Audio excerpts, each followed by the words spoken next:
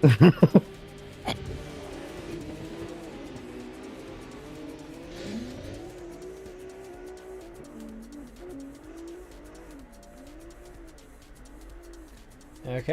Hello guys, welcome at the final round of DCGP Season 12 at Yas Marina Circuit.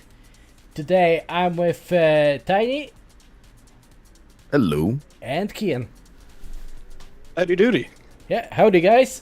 And we are ready to go with the first battle of the day. Okay, what are we looking at here? This is the final round of DCGP. I'm super pumped about everything that's going on. It looks like Eben versus Jaroslav.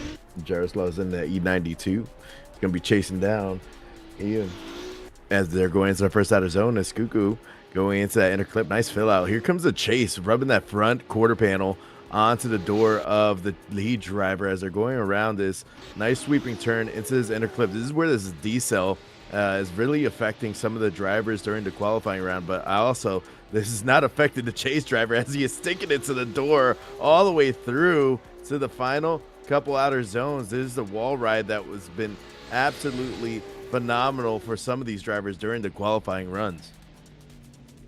Yeah, absolutely. That decel, a lot of judges' calls going to be made around there. They're really, really pushing and told drivers in briefing that right there is where battles will be decided. If you're not decelling properly there in the lead, and you get hit, it's your own problem. If you fly through, lead drivers actually decel okay.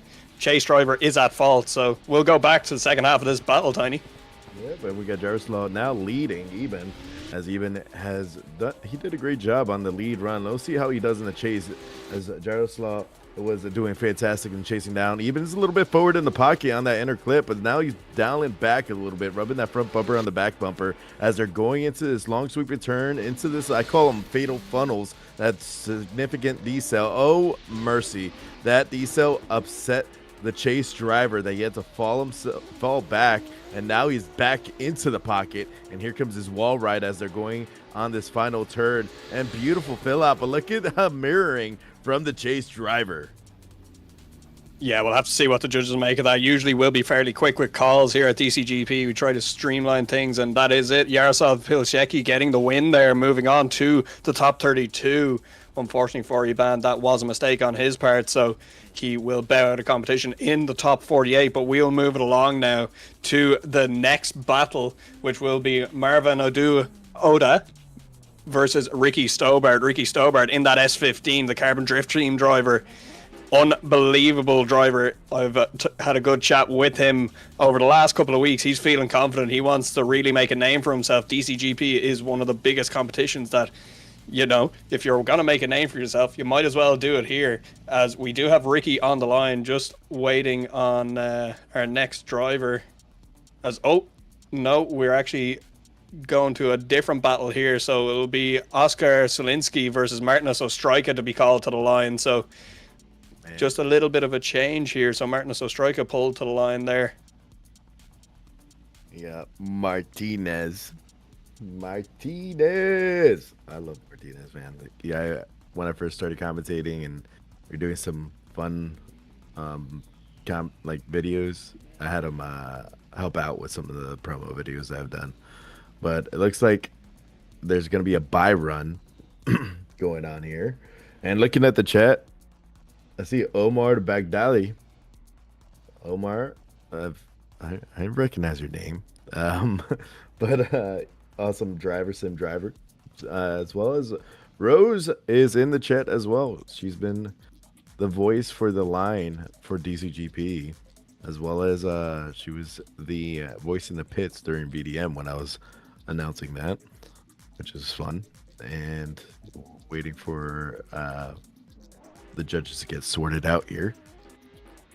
Saif Hamdan. Hello, how are you doing? And Ian, yeah, you like you were saying before, DCGP is a very big competition. It's unfortunate it's the final round, but I love stopping by and chit chatting here with you guys. I have about a half hour, and it's fun, man. This competition, it's like you've always got that big kind of competitions in any sport, but for sim drifting in particular, DCGP is definitely one of those big championships that everybody wants to try compete in, and you can see that from the qualifying. We've got 2 days of qualifying, with so many drivers. Like I think it's the guts of nearly 200 drivers that qualify each round, and only 48 get in. Like it's incredible. And like I don't think I've ever seen, well, since I've been commentating on DCGP, I haven't seen a cutoff under 90 for the top 48. Everything has been above 90, and that was our cutoff for this round as well.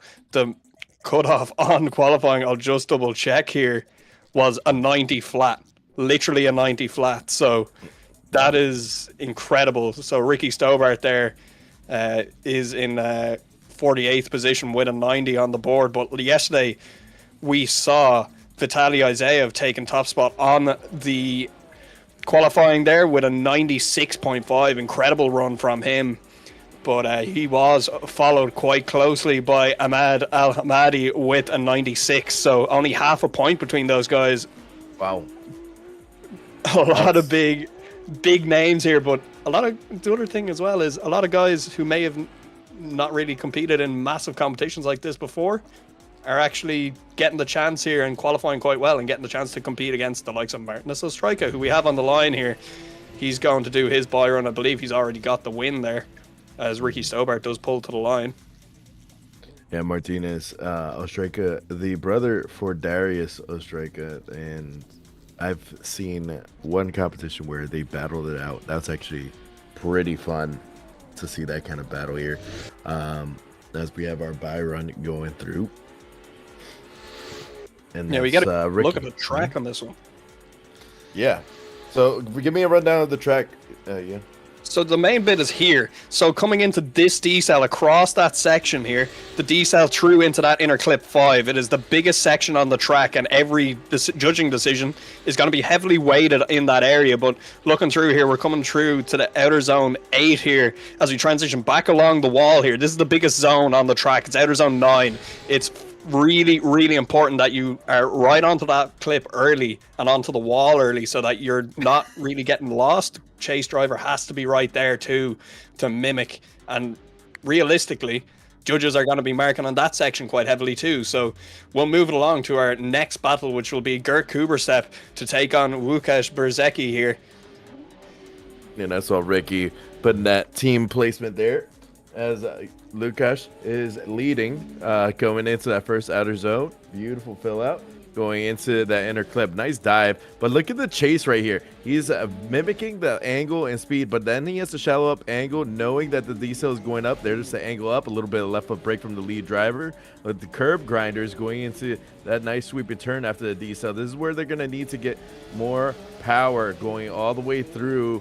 And now this is the very critical point that you were talking about before. A nice wall ride from our lead driver, but close proximity. Not as much angle as I would like to see. A little bit shallower angle towards the end of that wall ride, but great chase. Yeah, with Gert in that chaser, it's a massive car. Now, with the E92 of Łukasz, it's not actually the hardest car to chase for him, but if he comes up against smaller cars like A90 Supras, it can be a real problem for him because he has to shallow out on angle because he can't get as deep onto that wall and stay online at the same time while chasing a smaller car. So not necessarily an issue here with Łukasz's car because it is quite big, but we'll go back to the line, Tiny. And here we go. We got Łukasz chasing down Gert Kuberstep. Gert Kuberstep, a prominent figure here in the sim community for drifting, coming in. Nice fill out on both first outer and inner clip as they're going all the way through into this fatal funnel. To see a little bit of a tap, I believe, from the chase driver. Doesn't upset the lead driver as much as they're transitioning after the fatal funnel into this nice winding section going to this wall ride. And it looks like Łukasz is a little bit far behind compared to Gert on the chase, but look at Gert Kuberstep with that chaser right at that back bumper on the wall. Yeah, Gert doing an incredible job in the lead there. As you can see, with that big car, it doesn't really matter when he's in the lead because he can just do the line and the angle and he puts the back bumper exactly where he needs to be. But Gert Kuberstep there does get the win. Obviously, much better lead run there from him, according to the judges. as we will move up to a server reset here and get our next group going. It's quite an interesting track, this. It's definitely saved the best till last here at DCGP because, like you said, Tiny, that fatal funnel right in the middle there, it is such a pinpoint accurate thing to get right, both in the lead and the chase. And if either makes a mistake, that's where you're losing your battle. Yeah, it's the timing as well too. When the transitioning, when you're trying to power out of that fatal funnel, is really crucial. Especially like I talk about another track in real life in Sebring, when there's a section that we do and it's a fatal funnel to a hairpin, and they just have to time it right. As soon as they time it right and see that back end transition, now they could position their chase car into that pocket right as soon as the full transition is done from the lead driver. But this one is a little bit different. It is a bit different, but in the way that you're talking about timing there, and you're going to be seeing the guys that in previous rounds that really just operate their lead runs and their chase runs like robots, the likes of Vitaly Isaiah, Martin Ostrika, Darius Ostrika, those guys are going to have that timing down to a pinpoint millisecond. And they're going to do, like, I'm really excited to see the chase runs, especially later on in the likes of kind of top 16, top 8, top 4, because those are going to be the guys that have such experience to be able to get in and time that transition perfectly to get onto the door and not hit your opponent in the chase. So we'll start getting this second group going here. It'll be Emilis Velika to take on Simon Sandman.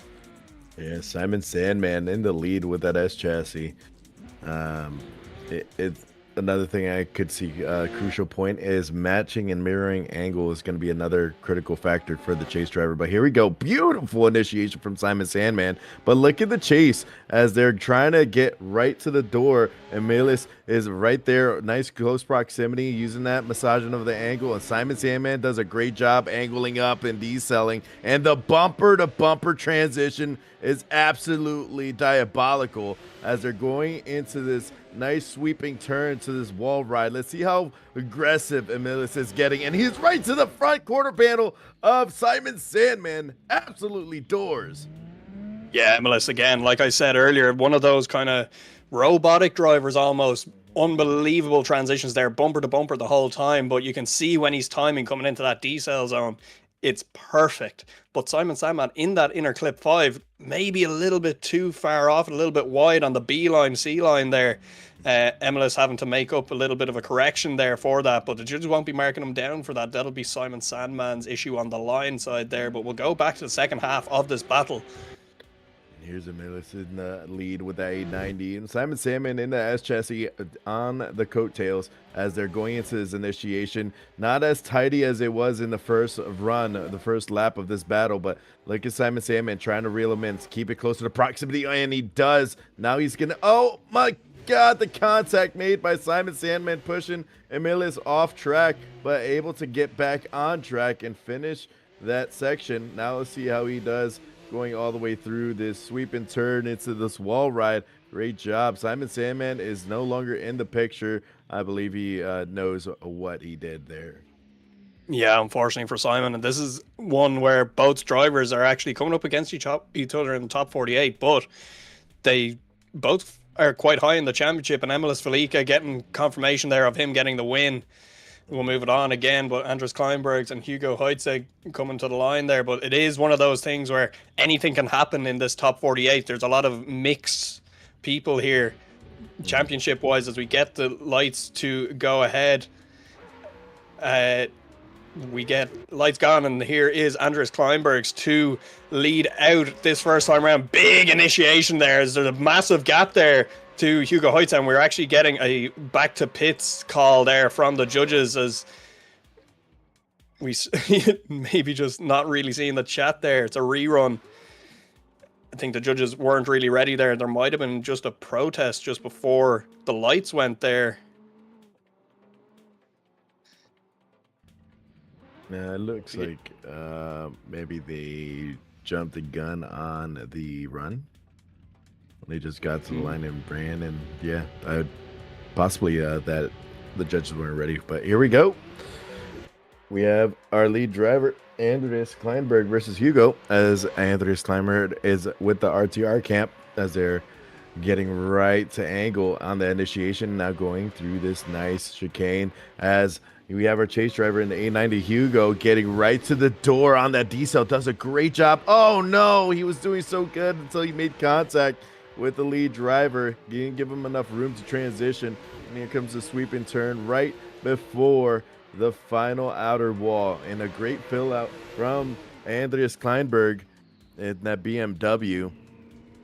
I wonder what happened there in the chase. I think Hugo might have been expecting Andres to transition a little bit earlier there, maybe a little bit late on the transition was Andres, but still, as a chase driver, you need to be ready for these things. And you again mimic the lead driver. You don't transition until he transitions. So yep.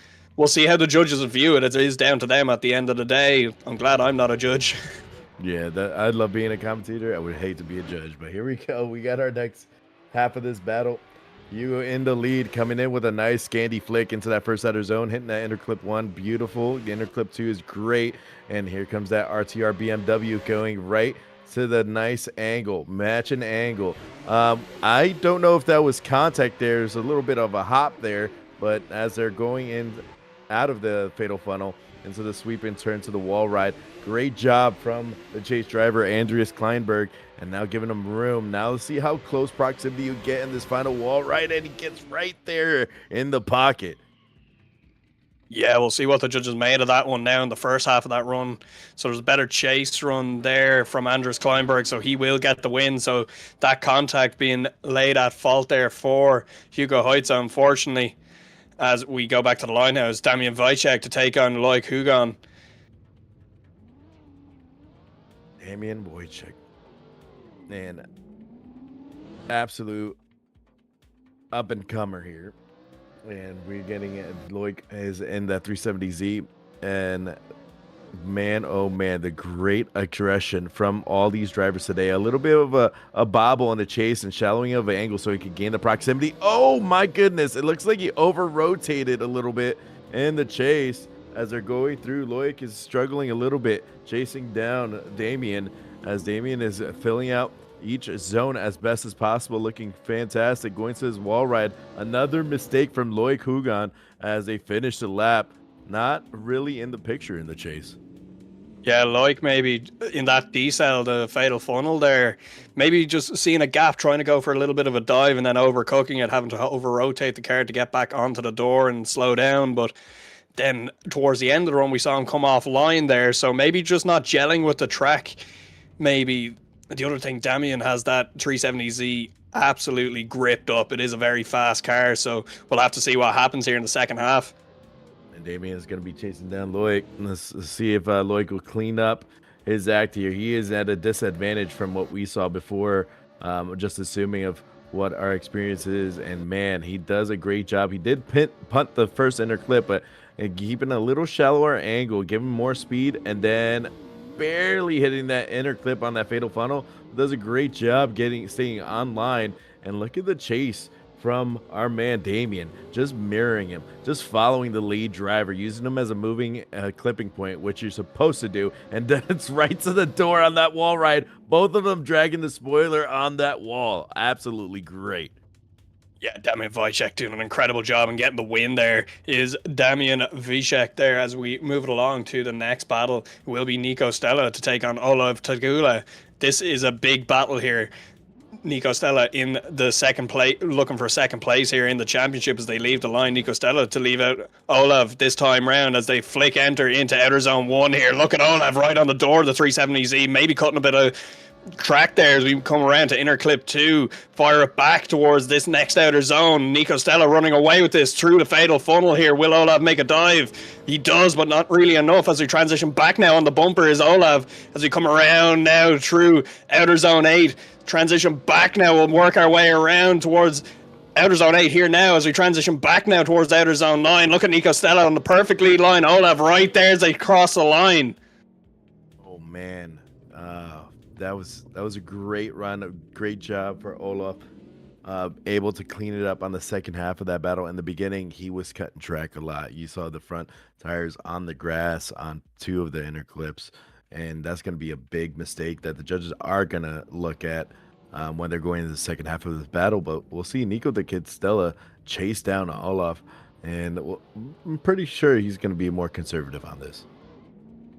Yeah, we'll see what happens here as Nico leaves the line behind Olaf. Olaf go to flick into outer zone 1, gets there, not too bad, into the second inner clip. Nico Stella right there in the back bumper as we cross through inner clip 3, transition back now to outer zone 4. Nico Stella right there on the door of Olaf, coming through the fatal funnel now. Nico timing that very, very nicely, dropping back a bit, giving some space as we transition back now towards this nice big outside sweeping section. Transition again to outer zone 7. Nico Stella not giving an inch here to the 370Z as we transition back now towards outer zone 9 along the wall. Nico Stella going to throw caution to the wind here as they cross the line here. Olaf Tagula and Nico Stella putting on a spectacular performance there for the top 48. Nico Stella getting that win. Olaf Tagula dropping out of top 48. Forget what I was gonna say. What I said about Nico going conservative on that. He did fantastic there, being super aggressive. I love seeing it from him. He's absolutely a great asset and a driver in general, from what I've seen on the sim. Yeah, Nico is definitely an up-and-coming driver who's getting into the real-life side of things now as well. Does have his own car in Drift Spain, and he is gonna be one of those drivers for the future to watch. But right now, he's hunting for that second place in the championship position there. He's in a very close battle. So we will see what happens as we move our way through the rest of this. But definitely wanting to finish on a high here is Nico Stella. But looking at this bracket, we've got a lot of heavy hitters in here as well to start us off. It's Vidas Sipalia to take on Timochez. We've got Linus Tornqvist to take on Vincente Falcon. Sebastian Tala, I'm not even going to try the second name on that, versus Armand Vesmanis and Adrian Chavez to take on Saif Hamdan. So this is, again, one of the bigger groups as well. A lot of big names in this as well. So this could be a very interesting upset in the championship for people. They really want to finish quite well for the final round, but we're getting calls to the line here. So who will it be? And with that being said, I do have to bid myself adieu to everybody. I wish everybody good luck in. Always a pleasure. But yeah, I'll be watching on the stream. Thanks, Tiny. We'll see you back soon again as we get to go now. We have Timotez to take on Vidas as we initiate through Vidas in that S15 to chasing the 370Z of Timotez. As we transition back now to outer zone 4, look at the proximity here as we come through the fatal funnel. Oh, big dive there from Vidas. As we transition back right on the back bumper there is Vidas doing an incredible job in the chase run. As we work our way back around now through outer zone 7 to outer zone 8, transition back now to outer zone 9 along the wall, and not really a little bit late to that outer zone 9 there was Tomichez. Sorry, I am butchering that name. I do apologize. I will learn. Timoteusz Jaroszewicz. May I help you? Say again, Mackie? Timoteusz Jaroszewicz. Timoteusz, we're gonna go with that. I can do that one. Yeah.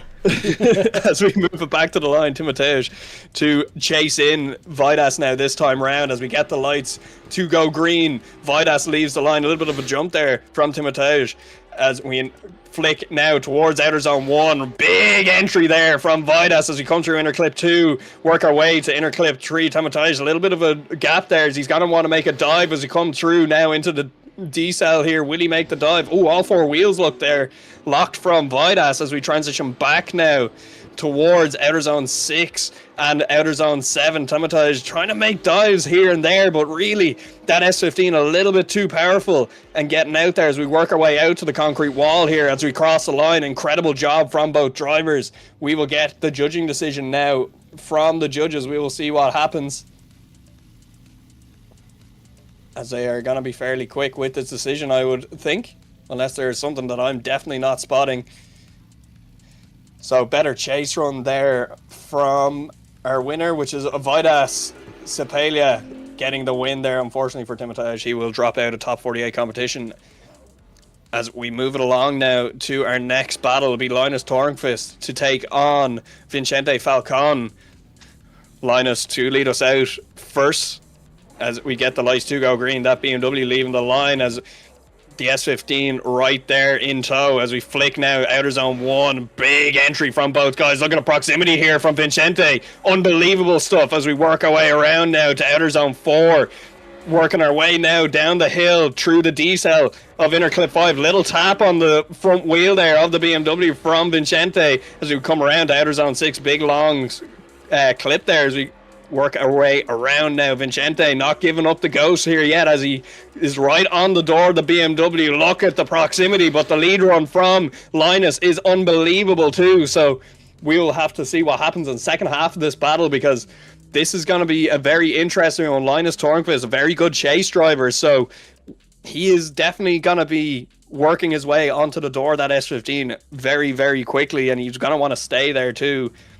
Again, guys, if you have any questions or anything like that, I am watching live chat. I'll try get to any questions you guys may have in the chat as we get them back to the line. We get the green lights to go. Vincente to lead out. Linus Tornqvist here as both cars power down this Yas Marina straight, flick into outer zone 1. A little bit of a gap there, but right back on the door is Linus Tornqvist as we come through here. The S15 not doing a bad run in the lead here as we come around now into the fatal. Oh, and a little bit of a straighten there from Linus in the chase. Maybe just to time that transition and not hit down onto that S15 and not take him out as we transition back now to outer zone 6, coming around to, outer zone 7 and then 8, transition back now to outer zone 9. Linus wanted to make up a little bit of proximity as Vincente taps the wall there in the lead, so judges having to break down a few bits here, mistakes from both guys. They will have to make a decision on that. We will see what happens. So Linus Tornqvist getting the win, better chase and lead is what we're hearing from the judges. As we move it back to the line now, it'll be Sebastian to take on Armand Vestamatis. Armand Vestamatis, that RT Riga driver, saw them in the chat there earlier on. Big shout out to them. Nice bunch of guys as we get them to leave the line now. Will be Armands to chase in this time round as they transition back now to inner clip 2, or inner clip 3 rather, as we transition back now to outer zone 4. Now, what's the dive going to be like from Armands? Oh, and he makes contact! Yeah, just a bit too close there. As they shut down the run, they'll move it back towards the start line to finish off this battle, but Sebastian getting punted there right at that fatal funnel. Unfortunately there, Armand's just going that little bit too close, so we will obviously see what the judges make of that. They make the final call, but in my very unprofessional opinion, that might have been Armand's at fault there. As both guys work their way back to the start line there, we will have Sebastian pull up in the chase line. Armand's in the lead.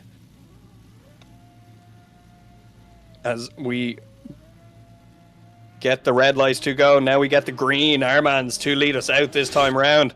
In the second half of this battle, they'll work their way, flick in hard now through outer zone 1, in nicely through inner clip 2 and 3. Sebastian right there in tow in that RX-7 as we come around now to outer zone 4, work our way now to the D-cell at inner clip 5. A little bit wide off that is Armand Vestmanis, as Sebastian had a good bit of a gap there as he's back onto the door. The GT86 now is that CN6 chassis as they work their way around to outer zone 8. A transition back now to outer zone 9. Not too bad of a lead run there from Armands, and a decently doing what he has to do there in the chase is Sebastian, because he knows he should probably have an advantage after that. Probably talking to the spotters on the way back to the line there, making sure that he wasn't at fault. But it's not over till the judges call it, and we will see what the judges made of that, see who was at fault. Was there a decel early? And so we are hearing Sebastian was decelling before the decel zone. So that's a 0 for the lead run, which means Armand Vestmanis gets the win, which means I was talking complete and utter nonsense there. So this is why I'm not a judge. But also, judges, they have a lot more information than anybody else. They've got all the telemetry data. They can look at replays. They've got everything. So we move it back to the line here now, where it's our Adrian Chavez to take on Saif Handan.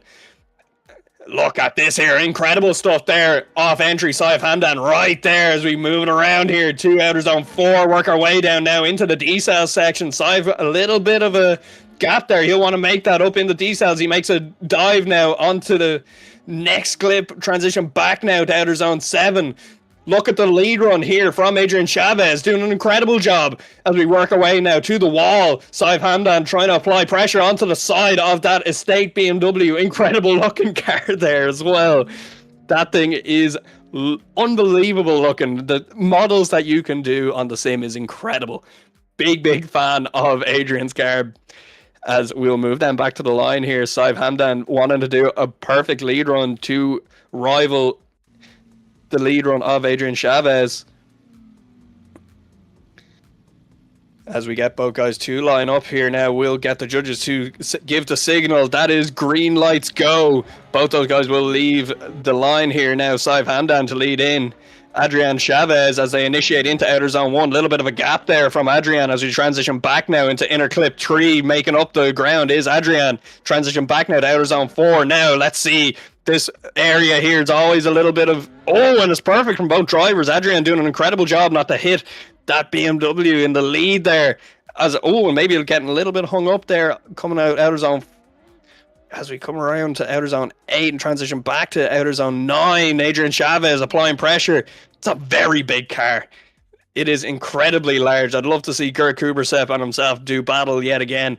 As we just wait for the judges to drop that in. Really bad lead run in the second run. Almost stopped in outer zone 6. Adrian Chavez getting the win there, so that's why he got hung up there. Unfortunately, that was Saif Hamdan just not doing what he needed to do there. So we will move back to our next set of battles here, where it's our last group of the top 48. It'll be Song Ki-young to take on Saif Madi, Yasser Nayev to take on Roger Caliber, or Kabaler, Adam Gomosilek to take on Stanislav Tarasov, Vova Seznov to take on Mikhail Mosko, and that will be your top 48 rounded off as we get everybody into the... just into our server here. They'll do a quick little test, make sure everything's all okay, make sure all equipment is functioning as normal.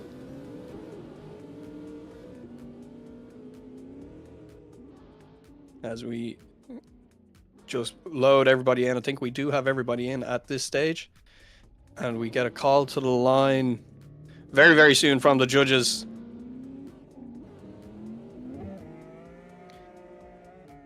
And just gonna take a quick look at our top 32 bracket here so far, because I'm thinking that this might shape up to be an incredible top 32, and already I'm looking at one here. Ricky Stobar to take on Juan Jorquez. That is a big battle there. Martinez Ostrojka versus Cameron Mustard. A massive battle. Alexander Element versus Emilis Velika as well. We've got Andres Kleinberg to take on Muhammad Ali, but that doesn't really matter now as we go back to the line. It is Song Ki-young to take on Saif Madi. Saif Madi to give chase here. Song Ki-young not doing a bad job. Oh, look at the proximity here from Saif Madi right on the side of the Lexus RCF as we work our way down now to the D-cell. Oh, getting a little bit out of shape is Saif, as Song Ki-young doing an incredible job there in the lead, holding that line perfectly as we work our way down now through the second half of this track. Saif Madi right there in that 370Z on the side of the RCF as we transition back now to the last outer zone onto the wall, putting that RCF swing across. It is Song Ki-young. Incredible stuff here as we move it across to the second half of this battle. Saif Madi will give lead to Song Ki-young in chase. Incredible stuff here from both drivers. This is going to be a very close battle, I think. We will see what happens though. So Song Ki-young qualified in 30th position there yesterday.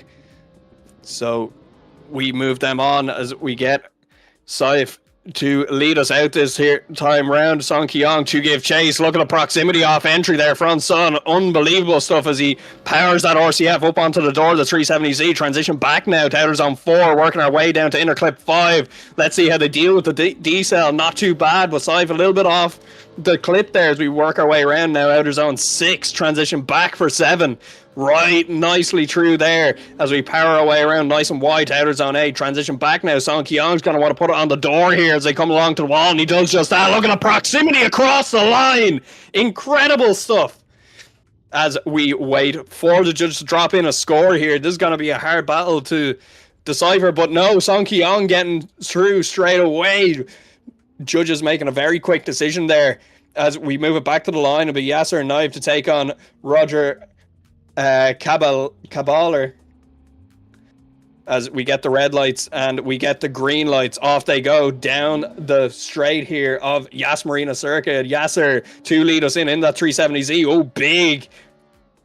Not really sure what's happening there, but cutting lots of track. Doesn't really look like he has steering there. Maybe a big issue there for Roger Caballer there, unfortunately for him, as we do have Yasser just finishing out the run here. He'll have a massive advantage at the end of this. Very interesting. Love to know what happened there, as the judges call it to go to the second half of this run. No 5-minute rules in sim driving, so whatever happened there is, if it can't be fixed by the time he gets to the line, it ain't gonna happen for Roger, as he'll want to enter into that first corner in the lead position. As Yasser pulls into the chase lane here. Let's see what happens as we get the red lights to go. Green lights, off they go, leaving the line. Roger leaves through the start line chicane here, works his way down the straights. He flicks in, big angle there coming through. Roger Caballer, Yasser Knife right there on the door of that BMW as they work our way down now. Not a lot of angle there from Roger in the lead. Not Yasser doing an awful lot here in the chase. Not really sure does he need to be doing all that, but Roger making a big mistake there on the D-cell, straightening out heavy there as he came through, as we work our way around now nice and wide to outer zone 8 as we transition back now towards our last outer zone. Yasser just putting in a run that he will be safe with as they park up for the decision area. We should get, yeah, there you go, Yasser Knife getting the win. As we move it along, it'll be Adam Gomosilek to take on Stanislav Tarasov. Adam in that 370Z, Stanislav in that lovely looking, I believe that's actually Alexander Element's car, that livery that I'm seeing on my screen as they work their way down. Stanislav in that A90 going right to the door of the 370Z, transition back now along that outside zone. Very, very nice job there from Stanislav as they both get the D-cell nicely through inner clip 5, working our way now to outer zone 6. Stanislav not putting a foot wrong in the chase here, but neither is Adam in that lead, doing a very tidy job in the lead position. But look at the proximity here from Stanislav right on the doors across the line. Applying the pressure is Stanislav, not wanting to give up in top 48 will make them go to the start line again for the second half of this battle.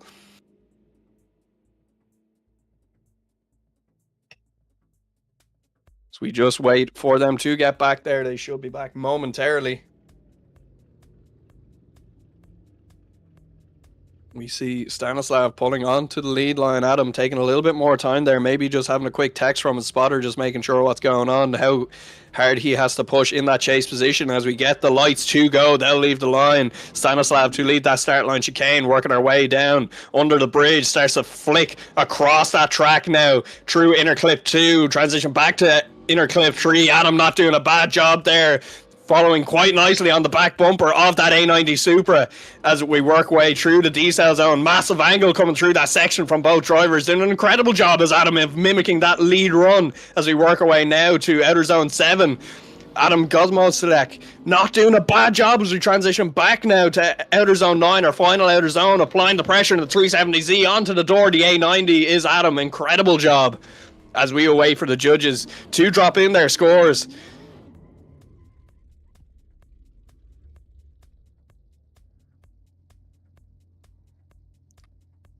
So yeah, it was a great chase by Adam. So Adam Gomosle getting the win, moving on to top 32. Stanislav dropping out of competition in the top 48. So we'll move it on to Vova Seznov versus Mikhail Mosko, which is your last battle of the top 48. We will get the red lights to go, green lights to go. Mikhail Mosko to chase in this time around.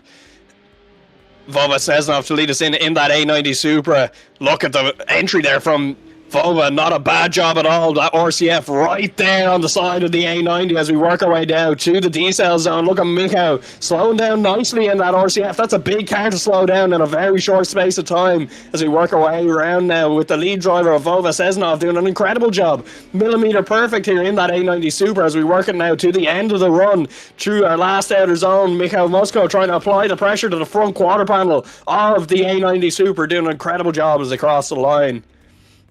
As we move them back to the start line here, they'll have a quick look at their phones maybe just to make sure what happened in that first half of the battle, how much pressure Vova will have to put on now in that chase run. Mikhail just having to do that good qualifying line.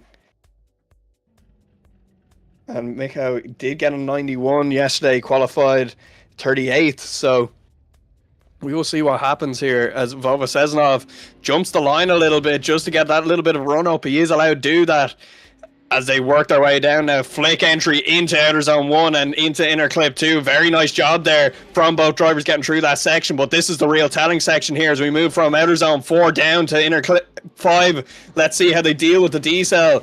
Whoa, a big D-cell there from both guys. Vova having to deal with a little bit of a correction in the lead from Mikhail Mosko as we work our way now from outer zone 7. Oh, and an overcorrection there in the lead from Mikhail Mosko. Not sure was there contact through that, but making contact with the wall on the way out of that, we'll have to see what the judges made of that. Just they'll make sure that there was no contact there, and they've gone with Vova Seznov already. So that is your winner for that. He'll move on to the top 32. As we will move it along now, we'll get our top 32 underway.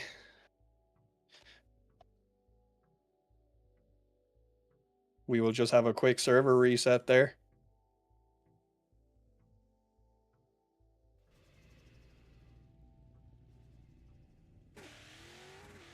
So looking at our top 32 here,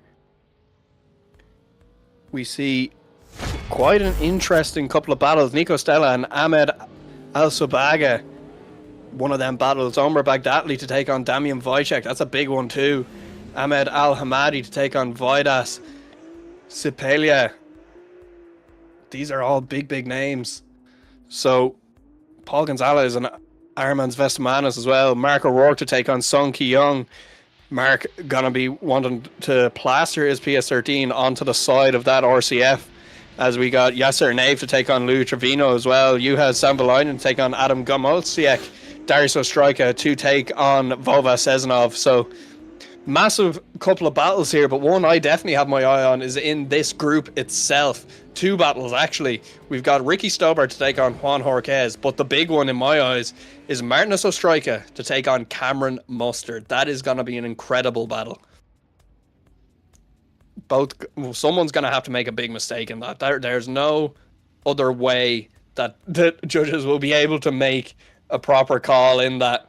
And I do not envy the judges for the last battle of this group as we have everybody into the server now. They've all run their little quick tests.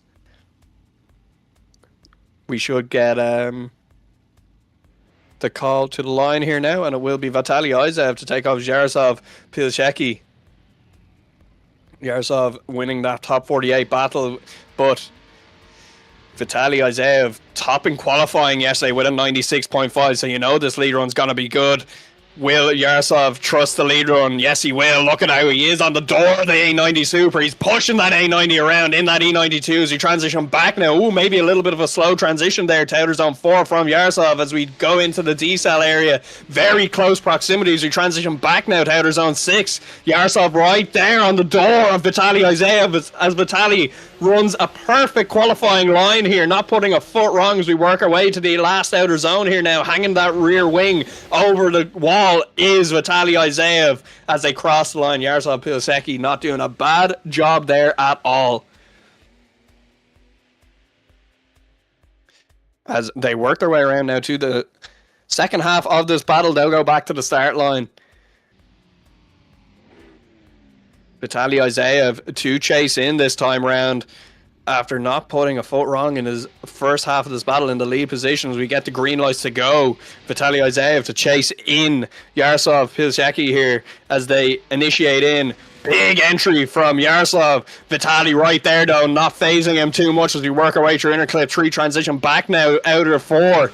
Very, very nice job. But let's look at the D-cell here. Will Vitaly go right to the door? And he does. Gives a little bit of a room as we transition back now, right on the back bumper. Times it perfectly as we transition back now towards outer zone 7. Vitaly doing an incredible job in that A90 Supra. That E92 doors are going to need to be replaced after this round as Vitaly is pushing in the door of the E92 as they cross the line. They'll go to the decision areas. We wait to the judges to drop that in, and it is quick. It's Vitaly Isaev getting the win there. He'll move on to the top 16. Unfortunately for Yaroslav, that will be the end of his DCGP season. As we go back to the line now, it'll be Ricky Stobart to take on Juan Jorquez.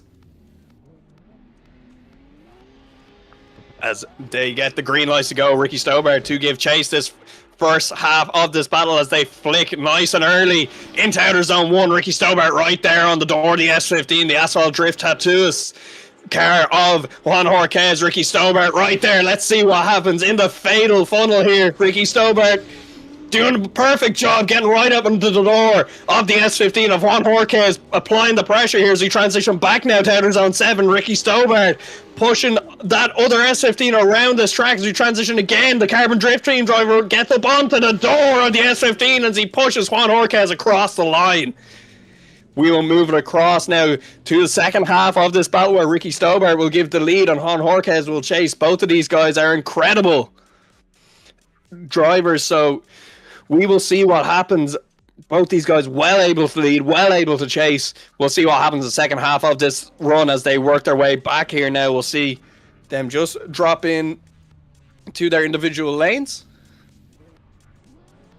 as we get the red lights and the green lights. Ricky Stobart to lead us out this time round as Juan Jorquez initiates in behind the S15 of the Carbon Drift Team driver as we transition back now to inner clip 3, working our way to outer zone 4 here. Look at this from Juan Jorquez right on the door of Ricky Stobart. Look at this, tapping him around the corner of inner clip 5 as we work around now to outer zone 6. Transition back to 7. Ricky Stobart doing an incredible lead run here. It's Juan Jorquez knowing that Ricky can do a lead run, so he's trusting him and pushing the S15 around this Yas Marina circuit. Incredible job from both guys.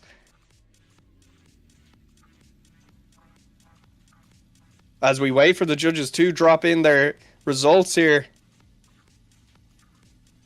This is incredible stuff. We could have been looking at it one more time here, but we look like we do have a decision. Juan had some mistakes on his chase with a late initiation, small contact and correction. So Ricky Stobart gets the win. He'll move on to the top 16 of your final round of DCGP. Incredible stuff there from Ricky Stobart. He'll be happy with that as we move it along to Wojtek Gajewski to take on Gert Kubersep here as they get red lights. They get green lights. Gert Kubersep in that chaser to chase in the big Mustang of Wojtek. Another big car, 2 massive cars on track at the moment. They work away now to inner clip 3, transition back to outer zone 4. Look at the proximity here from Gert Kubersep, doing an incredible job as they work their way in. Maybe a slight little bobble trying to slow down both them big cars as we work our way around now of outer zone 6. Transition back to 7. Gert Kubersep not putting a foot wrong really here in the chase position. Nice and smooth and fluid as he works it up onto the door in the front quarter panel of the Mustang as he pushes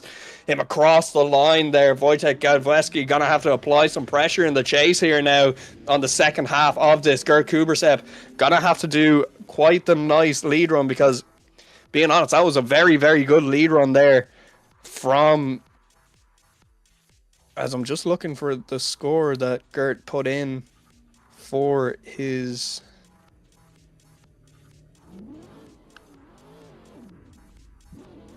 Gert Kubersep 40 40th position with a 90.75. So Wojtek Gajewski to chase in this time round as they leave the line here. Gert Kubersep gonna flick in nice and early as he flicks now into outer zone 1, works his way into outer zone inner clip 2 and 3, doing an incredible job there in the lead position as Wojtek Gajewski right there in the Mustang coming into the D-cell zone. Now let's see how this works out, and look at the perfect dive in the Mustang there. Not putting a foot wrong is Wojtek as we transition now back to outer zone 7. Wojtek applying the pressure in that Mustang as he pushes Gert Kubersep around the Yas Marina circuit, coming into the last outer zone there. Wojtek right there on the door of the chaser. We will have to see what the judges make of this. We'll see what they think as both guys park up. That looks like a photo shoot right there. Both those guys trying to just show off as the lights start to flash in the Mustang. Similar small mistakes, so it will be a one more time. So both guys will get new tires. They'll go back to pits, and we'll get a one more time of this battle.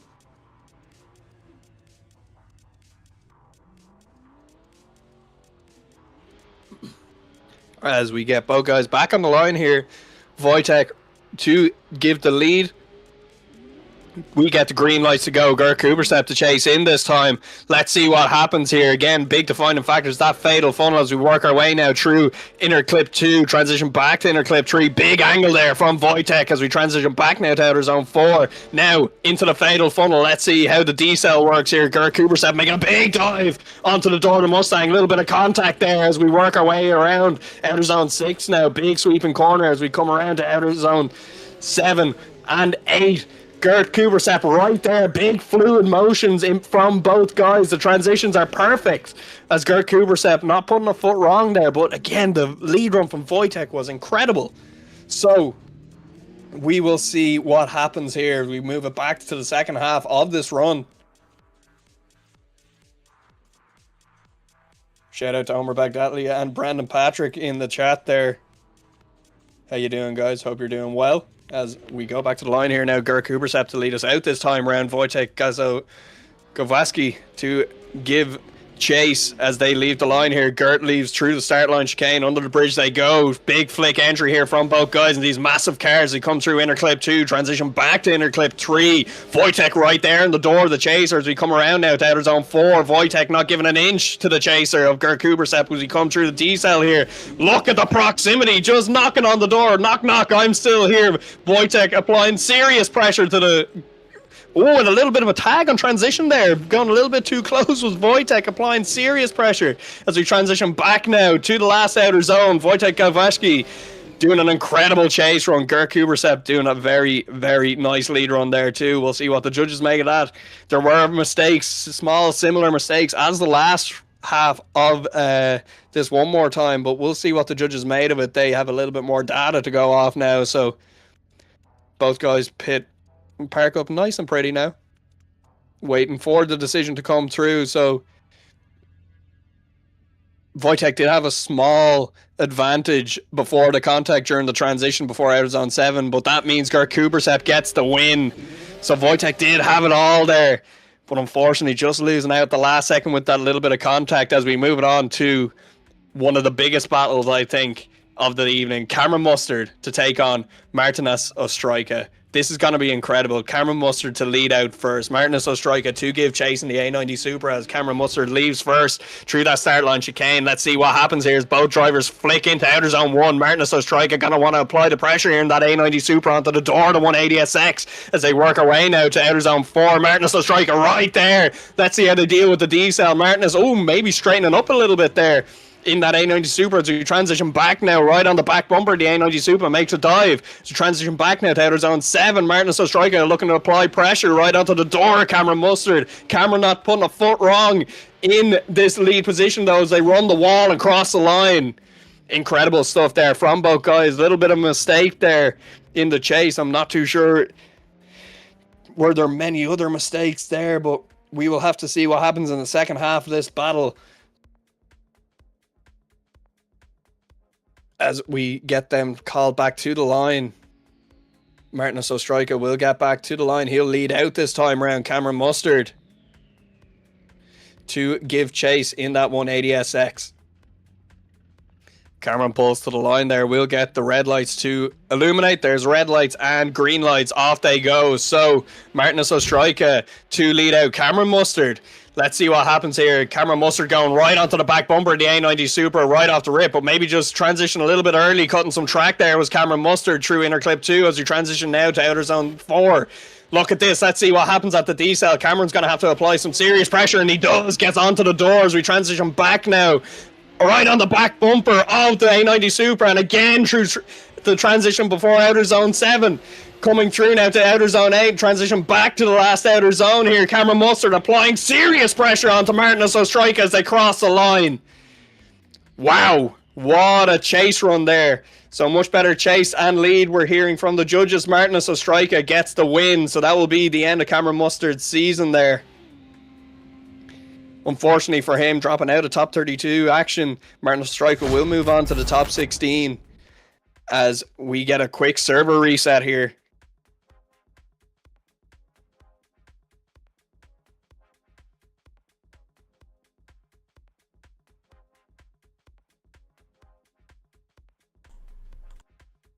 As we're waiting for... Oh, thank you. Yes, as we're waiting for... Somebody's actually helping me with yeah, it's a pronunciation. Yeah, as we're waiting for for next group, we can already tell that we have DCGP champion of the season 12, Alexander Element. So he won season 11, now he is the winner of the season 12. Now we are sure of that. So right now all I think is who got second place and who got third, because it's really tight in there. Mackie, I'm just going to ask you to take over for 2 seconds. No problem. Thank you very much. No problem. Yeah, so we have right now Nico Stella and Vitaly Isaev and a second and a third spot. But that may change after this round. Or maybe not, because we'll still have some battles to go and both of them are still in the game. And right now we're good to go. Battle between Alexander Element and Emilis Valejka. So Alexander, DCGP season 12 champion, going up against Emilis now. Going to first corner. Right now having a nice chase from Emilis, bumper to bumper. Oh, a little bit of contact there before inside clip number 5, but right now coming back to the formation, trying to stay as close as he can, because we know how fast of the driver Alexander is. Oh no, that's some contact. Big contact. Yeah, just big contact just there before the finish line. Yeah, very unfortunate there. As we move it back to the line here for the second half of that battle. That was an incredible first run of the battle there, Alexander Element, Emilis Valejka. So we will see what happens here with the second half of this battle. Will be Emilis Valejka to lead out Alexander Element.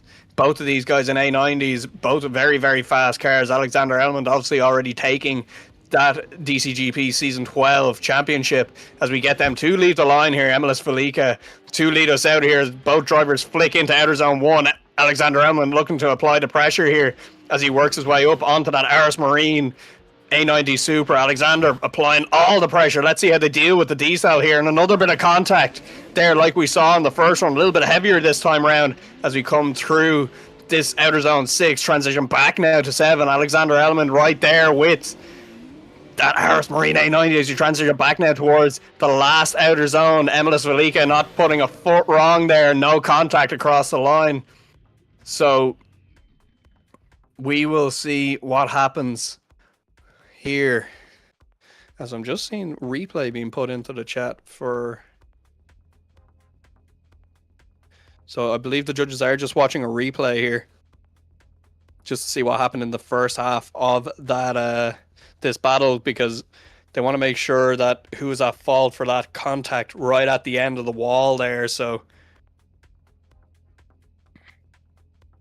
we'll have to make sure and see So first run, we are seeing that the first contact was from the chase, so that outer zone 5, but then Alexander hit the wall, but Alexander Element gets the win overall there, so that means he will continue on. Emilis Felica will bow out of competition here in the top 32 as we move along. Andres Kleinbergs to take on, let me see, Paul Gonzalez there. Nope, I'm wrong.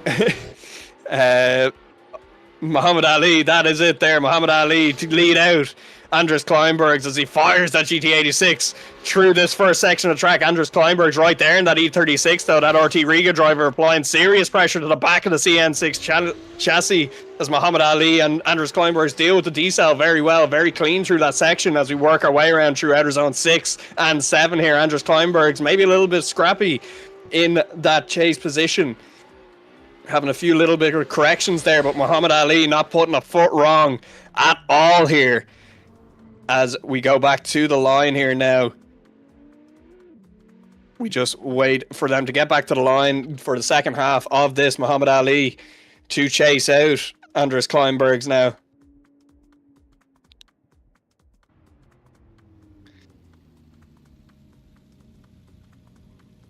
As both guys pull to the line.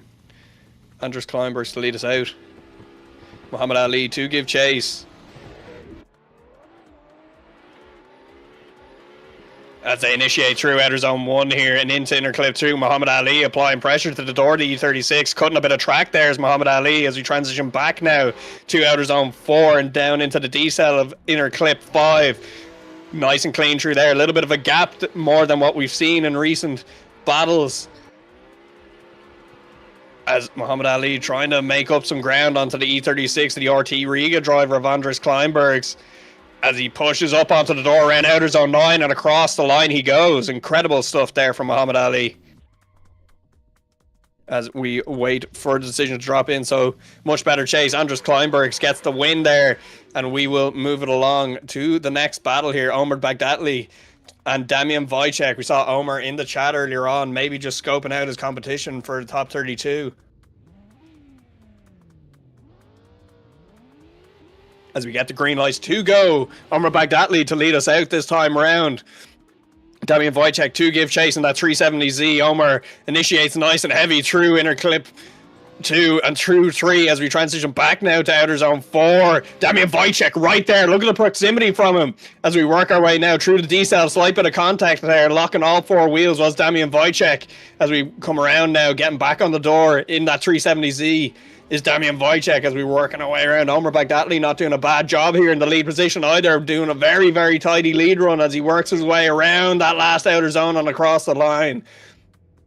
Very interesting battle here on our hands as we work it now to the next half of the battle. Damian Wojciech will give lead Omer Bagdatli to chase that Carbon Drift Team driver. Omer has been around for a good long time, and I've come up against him in SVDS myself. Very nice guy, very good driver, and we will see what happens here in the second half of this battle as we get both guys back on the line here. Omer to chase in Damian.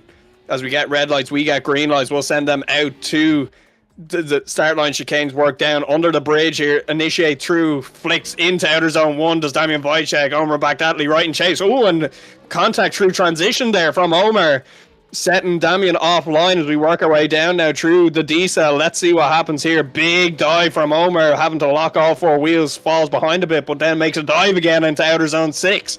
Transitioning back now to outer zone 7, over a little bit late there on transition as he pushes up onto the door, the 370Z now again as we come to the last section of track and across the line we go.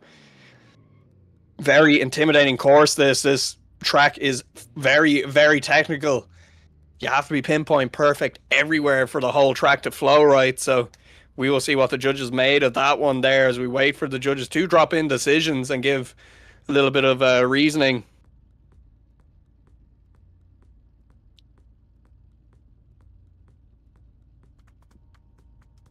As judges deliberating this one a little bit, just waiting for them to drop it in. We will maybe see it one more time here. 2 big mistakes from both guys, apparently, is what I'm hearing. So We just have to make sure of what those are. The first one was Damien with 2 contacts and almost straight in the decel. That's the first run. And in the second, then I'm sure we'll get information here now in a second. Omer had the contact during transition after inner clip 2, so it is a one more time between these guys, so we will get them to go back to the line.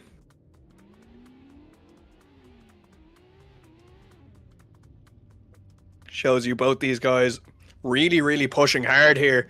As we get the red lights, we get green lights, off they go. Omer Baghdadi to lead us out yet again here for the second time round as we initiate into outer zone 1. Big flick entry as Damian Wojciech right there on the side of Omer Baghdadi as we transition back now to outer zone 4, working our way down to inner clip 5, and big dive there. Not a huge amount of contact either from Damian. Very nice job from him in the chase there as we work our way around now to outer zone 7, and Damian Wojciech going a little bit inside there, dropping a bit shallow as we transition back now again to outer zone 4, working our way around this last outer zone and across the line. Omer not doing a bad job in the lead there, but that center section there in inner clip 5 was incredible from Damian. Applied just enough pressure. Did make a slight bit of contact, and judges will look at that. Did kind of set off Omer's lead run there, but it did look fluid, so they will be looking a good bit at that to see how heavy that contact actually was as we get them swapped around here. Omer Baghdadi to chase in Damian Wojciech for the second half of this run.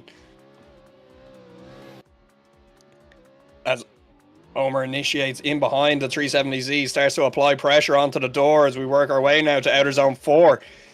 Omer falling back a bit here, but makes a massive dive into inner clip 5. Does make a lot of contacts as we transition back here now to outer zone 6. Omer applying the pressure to the front quarter panel of the 370Z as we work our way around now to outer zone 8. Flick back now towards the final outer zone. Omer Baghdadi right there on the door of the 370Z of Damian Wojciech as they come to the decision area to get the judges this call on that.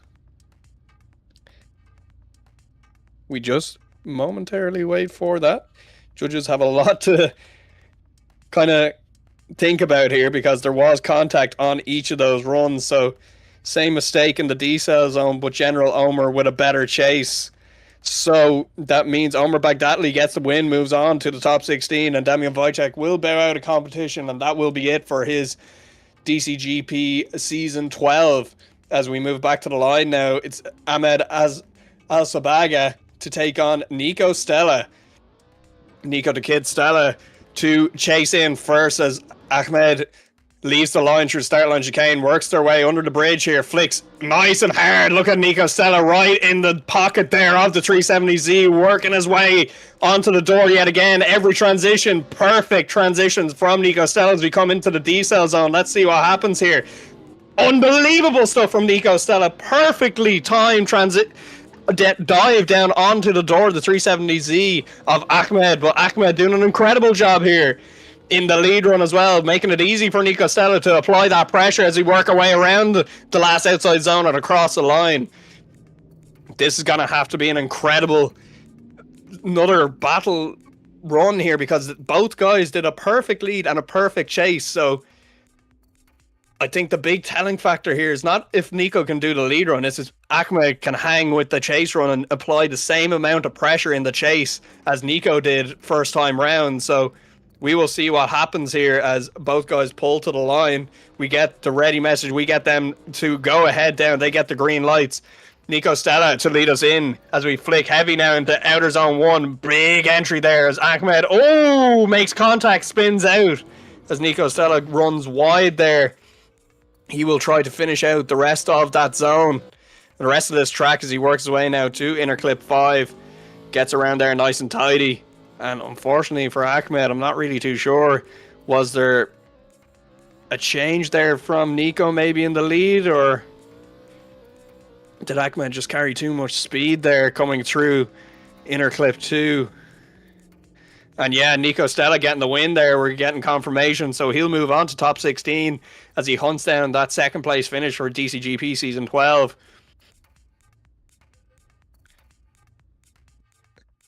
As we get a quick server restart here.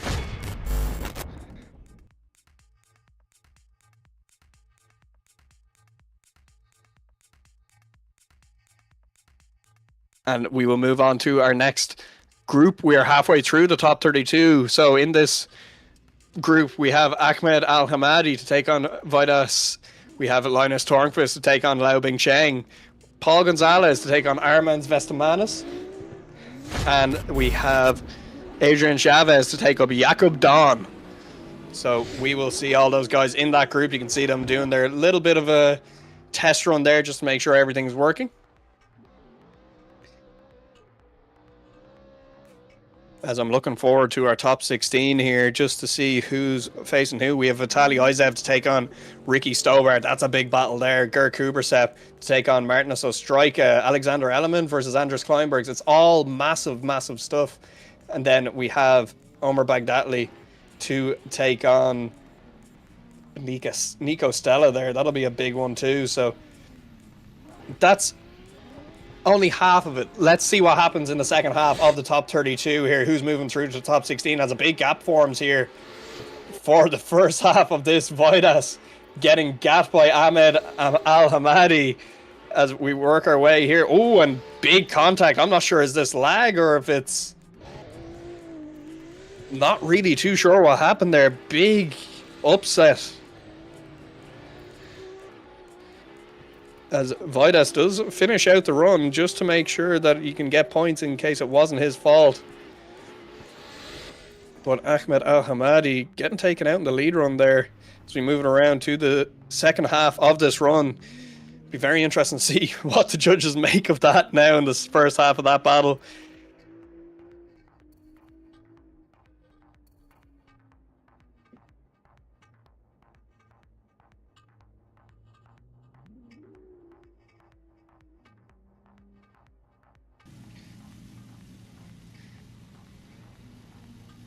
As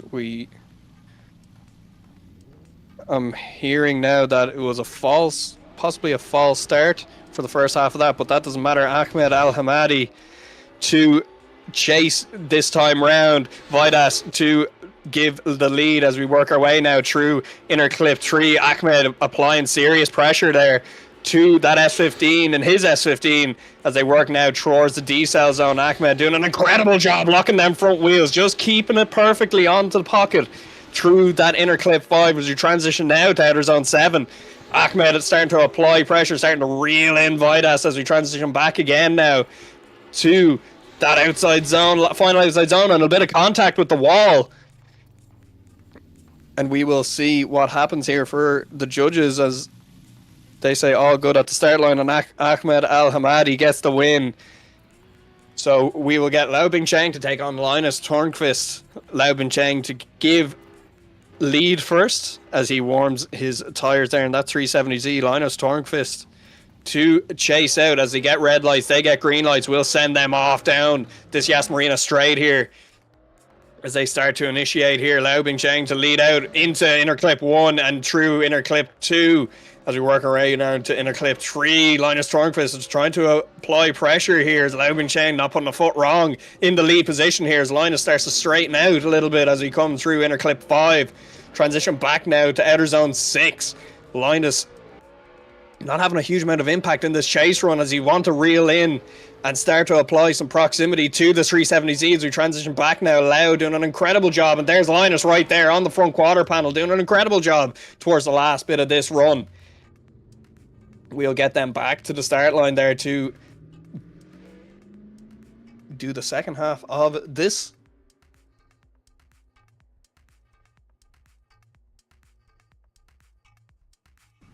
So we just wait here now to get both guys back on to the line as we get Linus Tornquist in that lead lane, Lau Bing Cheng in that chase lane. They leave the line, come under the bridge here. Big flick entry into outer zone 1 here. Linus Tornqvist, known for good lead runs here, as Lau Bingcheng starts to apply pressure onto the door of the BMW in that 370Z as we come down now into the fatal funnel. And Lau Bingcheng, takes out Linus Tornqvist in that section there. So we will see what happens, what the judges make of that. But I know Lau Bingcheng does have a little bit of lag there, maybe. Unfortunately for him, as we work our way around now to the last section of the track, I think the judges will have had their minds made up already about this as we come to the decision area.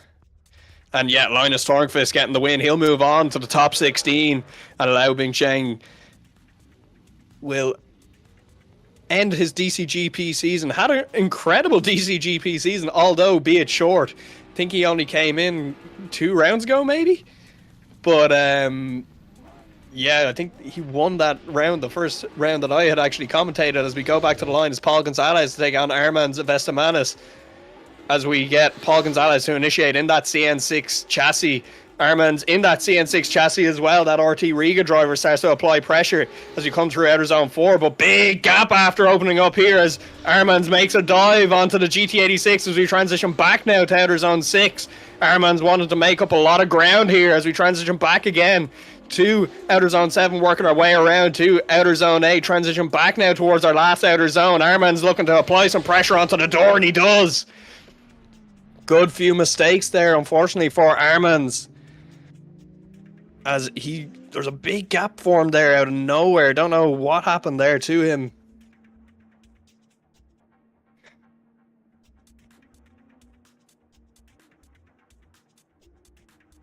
As we get them to go back to the line. We'll get Armand to lead us out this time around. Paul Gonzalez to give chase. Paul Gonzalez, that Spanish driver in that GT86, starting to a big initiation, early initiation from Paul as he lights up the rear tires and starts to apply pressure to the door. The other GT86 of Armand Vestamanis, the RT Riga driver, coming now into the D-cell zone. How do they deal with it? Very, very nicely as we transition back now. Paul Gonzalez starting to apply some nice fluid pressure onto Armand as we transition now again to outer zone 7 or work our way around to outer zone 8. Paul doing an incredible job here in the chase run. This is incredible. Right there in the door, right in the pocket, knows exactly what he has to do there as we wait for the judges to drop in their call.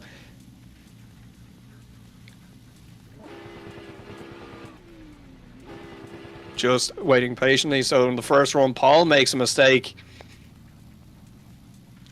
Could have interclipped 3 a lot. So, I didn't see that. So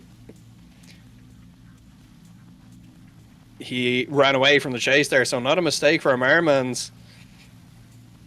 So we will see what happens. Much better lead in the second run. Armand Vestamanis gets the win. He'll move on to the top 16. Paul Gonzalez bowing out of competition here in the final round of DCGP Season 12. As we go back to the line, it's Jakub Don to take on Adrian Chavez. 2 of the most weirdest beamers on the grid. That one series there, Jakub Don, as they leave the line, come under the DHL signs, flick in to outer zone 1, true interclip 2, transition back now. Adrian Chavez right on the door of the 1 series. You transition back now towards outer zone 4, come into interclip 5. Let's see how they deal with the D-cell. Very, very nice and fluid through there. Not a huge pile of mistakes as we work our way around now. Nice and wide on outer zone 6. Bring it to outer zone 7. Nice and wide now again to outer zone 8. Flick back now to our last outer zone. Adrian Chavez applying the pressure in that massive, massive estate BMW to the very short 1 series BMW as they rub doors as they cross the line. We will get them back to the start line here for the second half of this battle. As I see some support there in the chat for Paul Gonzalez, unfortunately for him not getting the win there. But we'll see him back hopefully for next season as we get both guys back to the line. Adrian Chavez to lead out Jakub Don. Jakub Don to give chase. Let's see what happens here as they swing that big estate BMW. Adrian Chavez, that Escuco driver, through interclip 3 here as we work it now to outer zone 4. Jakub Don right on the door of the Estate BMW. It's a big target as they get through inner clip 5 with no contact now to outer zone 6. Jakub Don's gonna want to start applying some serious pressure to the side of that Estate BMW. Starts rattling that 1 Series BMW, and look at that, puts it right in the pocket of the front wheel arch of the big BMW that looks like a GT car. As Jakub Don does get the win, he'll move on to top 16. As we get a protest here from Adrian Chavez.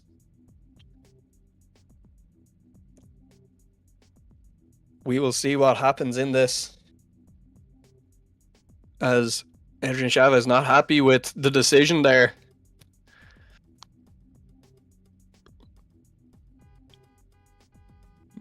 As we just wait for the driver to drop in their reason for the protest.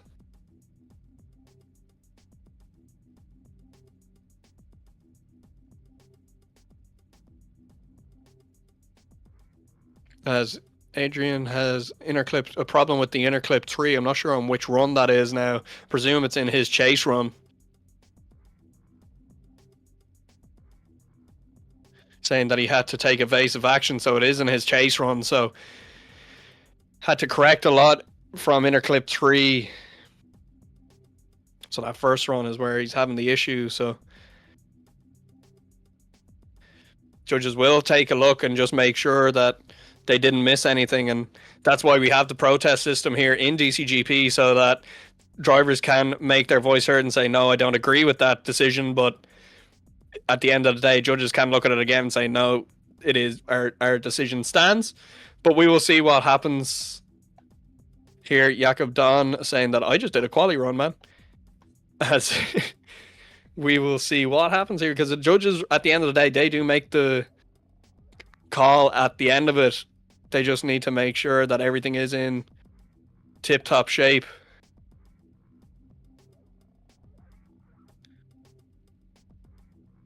As I believe we are getting the... It does stand, I think, Jakub Don. Yeah, so Jakub Don getting the win there as we move it on to a server reset for our last group of top 32 before we move it into top 16.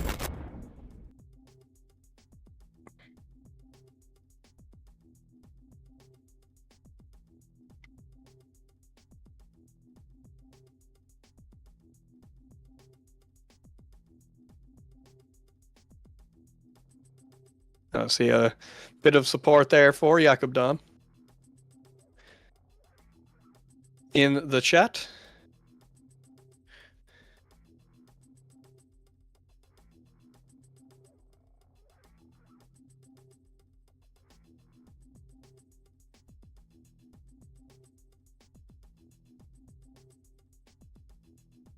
As we move it along now, just getting that server reset, just taking a couple of seconds more. Big shout out to everybody watching in the stream at the moment. Big shout out to you guys. Thank you for watching.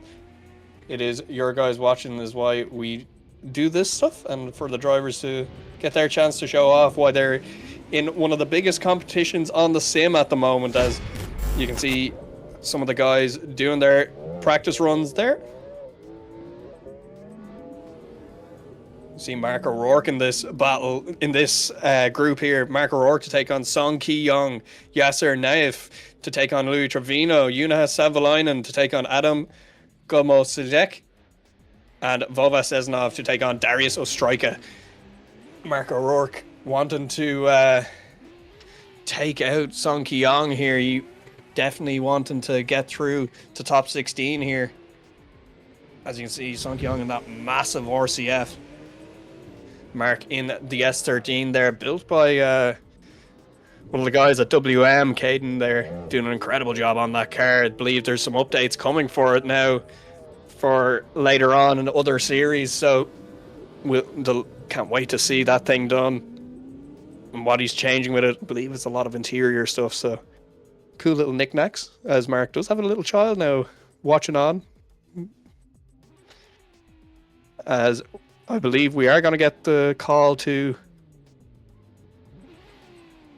go. Yeah, so we're getting the call to pit. So everybody will hit the pits and we'll get our first battle to get to the line. So it will be Mark O'Rourke and Song Ki-young to the line. Mark O'Rourke to lead out first. Song Ki-young to give chase in that Lexus RCF as they start to leave the line here. Mark O'Rourke in that S13 leaves the line under the bridge, flicks in hard into outer zone 1 and into inner clip 2. Song Ki-young right there applying pressure to the side of the PS13 as Mark moves that PS13 around to outer zone 4, works his way now to inner clip 5, gets there nice and early as we work our way around now to outer zone 1 or outer zone 6 even, and to 7. Mark O'Rourke doing an incredible job in the lead here. Very, very nice from him as Song Ki-young right there in the chase as well, applying the pressure to the door of the S13 as they come across the line. Not as much angle there in the RCF, but again, it's a much bigger car than that PS13, so you can't really get as deep into kind of wall zones, which means you kind of have to come off to keep with the proximity of the smaller car. You kind of have to come off angle a little bit, unfortunately, but these drivers who drive these bigger cars are well used to dealing with that. So Mark O'Rourke to give chase here now, looking to apply some serious pressure to the door, the Lexus RCF of Song Ki-young. As Mark O'Rourke gets the jump there before the lights go green, starts to apply the pressure right nice and early, gets onto the door, the Lexus RCF transitions back now. And maybe a little bit of a gap, transitions early again from Mark O'Rourke as we come down now into the D-cell. How do they deal with it? A little bit of a tap there on the door of the RCF from the PS13 and Mark O'Rourke as we transition back now. Mark starting to try reel in the RCF ever so slightly as we transition back now again towards the outer zone. Last outer zone, Mark starting to get onto the door. He does a very nice job, and we'll see what the judges make of this one here as they pull into the decision area. We will get the judges to drop in their scores.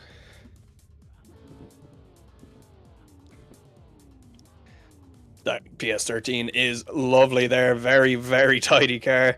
Small contact. Mark's chase was better. Even with the small contact, Mark's chase was better. So I believe that will mean... I think we're still getting more typed in. Sun also very shallow angle in D-cell zone on his lead. So that will mean that Mark O'Rourke gets the win, passes on to the top 16, as that will be the end of Song Ki-young for the DCGP Season 12. That will end his run. As we go along now, it is Louis Trevino to take on Yasser Naif. Yasser Naif to chase in Louis this time round in that PS13. Look at that big entry there. Yasser Naif right there in that 370Z as he pushes Louis Trevino, that ADAT or ATDT driver of Louis Trevino as we come through the D-cell zone here. Yasser not really that close. You'd want to be a little bit closer through there, but gets through cleanly as we transition back now to outer zone 7. Yasser trying to apply some pressure up onto the 180SX of Louis Trevino as we make our way around now through the last outer zone. That Asphalt Drift Tattoos team driver of Louis Trevino not doing a bad job in the lead there. Maybe could have been deeper in sections, but not overall doing a bad job as we get them to go back to the line and swap over. Yasser Naif to give lead to Louis Trevino this time round as they do pull into their respective lanes. We will get the judges to give the red lights as we just wait for... Yep, there we go. Red lights.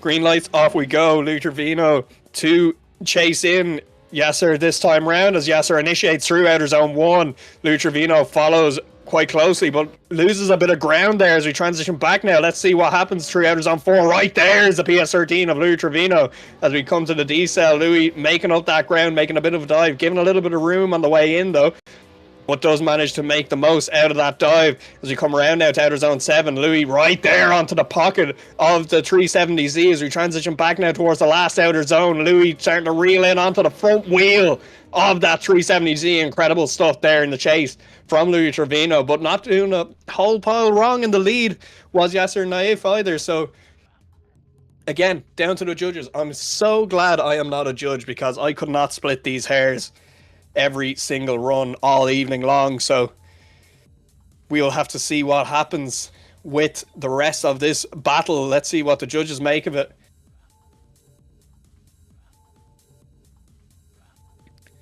and who will take on Mark O'Rourke in the top 16.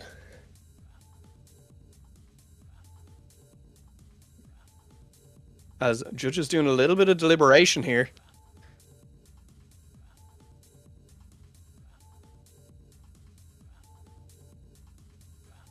So Yasser had the better chase run. So Yasser and Naif getting the win there. Lou Trevino bound out of competition. As we will move it on to our next battle. It will be Yuna Savalainen to lead out Adam Gomalishek. Thank you, Mackie.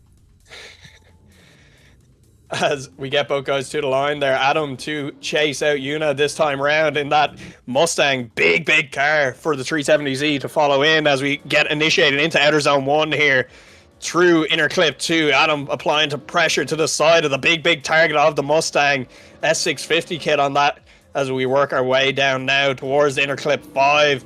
That decel zone, both guys doing a clean job through there. Nice decel from both guys as we work our way around to outer zone 7. Adam starting to apply pressure to the side of the Mustang as we transition back now towards our last outer zone. Adam right there on the side of the door of the Mustang, pushing Yuna Savalainen across the line. As we get them to swap around, it will be Adam Gomalishek. How do I say that again, Maggie? Adam Gomalishek to lead out Yuna Savalainen this time around. As Savalainen is going to have to do a decent lead run here because that was a very good lead run from Yuna. Now, issue with this is Yuna will have to give up a little bit of angle there to sacrifice. He's in a much bigger car than the 370Z as we get them to leave the line here down this main straight at Yas Marina circuit. Initiate through Yuna starting to get early onto the door of the 370Z as he starts to roll up again through the transition, starting to apply pressure nice and early through this battle. As now we work our way down into inner clip 5, both drivers doing very well through that section, and right on the back bumpers, Yuna Savalainen right there again through this transition again, right on the back bumper of the 370Z is massive angle pulled from Adam through outer zone 8 as we come around to the last outer zone of this battle. Incredible stuff from both drivers. As we wait for the judges to get this decision, they will have to make sure that they're making the right call here because there's very little between them runs from what I can see.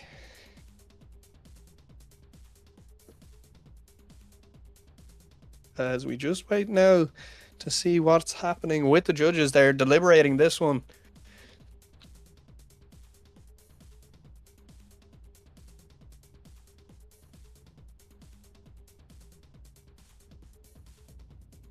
Just ever so patiently waiting, both guys waiting there.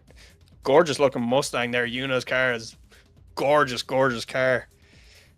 And then that 370Z of Adam as well. Very nice.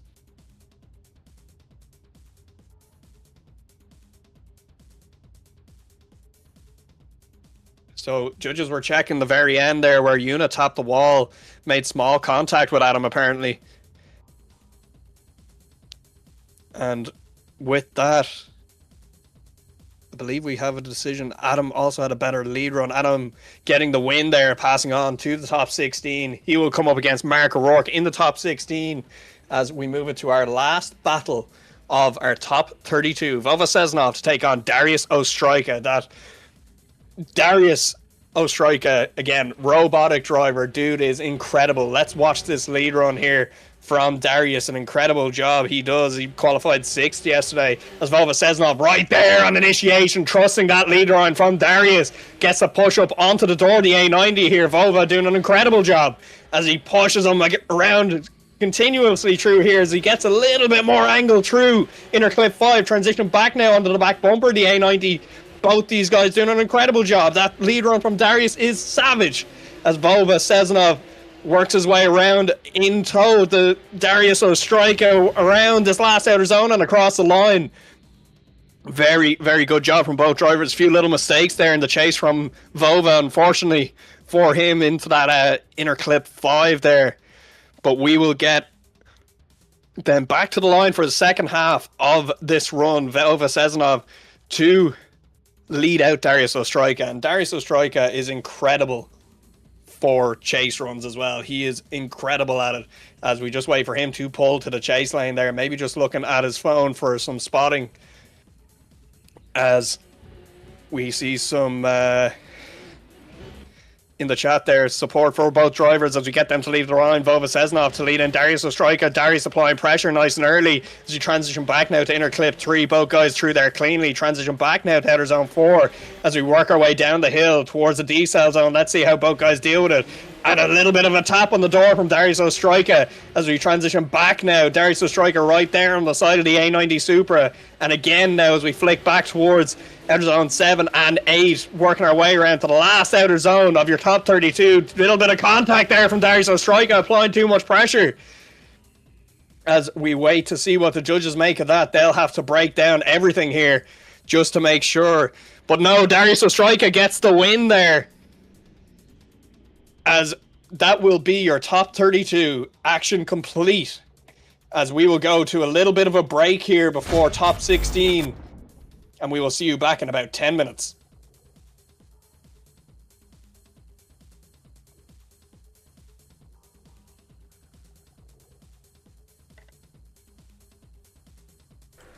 Yeah, so ski and set, that will be a 10 minutes break, and in 10 minutes we'll be back with top 16 action.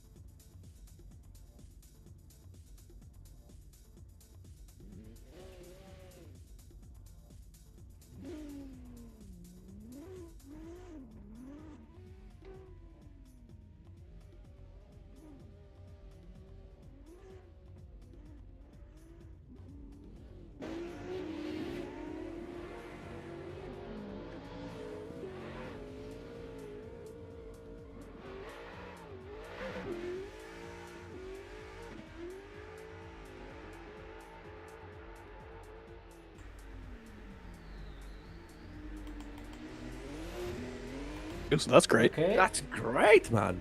Okay, guys. Drivers are coming back to the server, and we should be good to go. Well, I can hear we are with Yogi now. Yes, I've joined and I actually can speak and you can hear me. Yes. This is a great start, this is. Yeah. Off to After a the flying last few start here. rounds. Yeah, after the last few rounds, this feels like a really big success, so it's good. High definition, bro. High definition. So how's it all been going so far? Tell me. Yeah, it's been great. It's been a lot of interesting calls because of Interclip 5. It's the main part of the track that's causing some concern because it's that decel is very particular, and you'll see it now through this next couple of battles. That Interclip 5, it's where every judging decision is being made as we go back now to the start line. Ricky Stobar to chase in Vitaly Izaev. Vitaly Izaev topping qualifying yesterday with a 96.5 as Ricky initiates behind him in that S15, putting onto the door the A90 Supra. Pushing hard here is Ricky Stobart in that Carbon Drift Team liveried S15 as we come around now to Interclip 5. Let's see how they deal with the decel. Perfect through there from both drivers. Ricky Stobart doing an incredible job in the chase as Vitaly Izaev not putting a foot wrong in the lead here as we come through outer zone 7, working our way around nice and wide to outer zone 5, transitioning back now towards the last outer zone. Ricky Stobart pushing Vitaly Izaev across the line. Incredible stuff there from Ricky Stobart. That's the first run I'm seeing. This is sick. Yeah, this lot of track is inside quite clip. challenging. Very challenging. I like it. Yeah, Ricky having a good battle there last time round as well. So Vitaly as well, topping qualifying. Ricky knowing he can trust that lead run, because if you're coming up against Vitaly, you know it's going to be a decent lead run. But the other thing about Vitaly, he can chase very, very well. As we get green lights to go here, Ricky Stobart to lead out Vitaly Izaev as they leave the line, come down under the bridge. Ricky Stobart initiates out to outer zone 1, through Interclip 2. Vitaly Izaev right there applying the pressure to the door, the Carbon Drift Team driver, as we transition back now to outer zone 4, work our way down to the decel, putting on massive angle is Ricky Stobart. Vitaly Izaev ready for it though as we transition back here now. Vitaly transitions up onto the door, the S15, and back now towards outer zone 7, working our way out nice and wide to outer zone 8. Transition back now towards our last outer zone. Vitaly Izaev not putting a foot wrong here in the chase, but Ricky Stobart doing an incredible job in the lead as we get them to the decision area to see what the judges make of that one. That's what I have to say. Wow is mind-blowing, I believe, is the correct term. That's some pace through the first section of the track. I'm excited to see more drivers. Yeah, these guys are... They're cooking. They're cooking going through all this. As Vitaly had a better chase. Small mistake from Ricky on his second transition in the first run.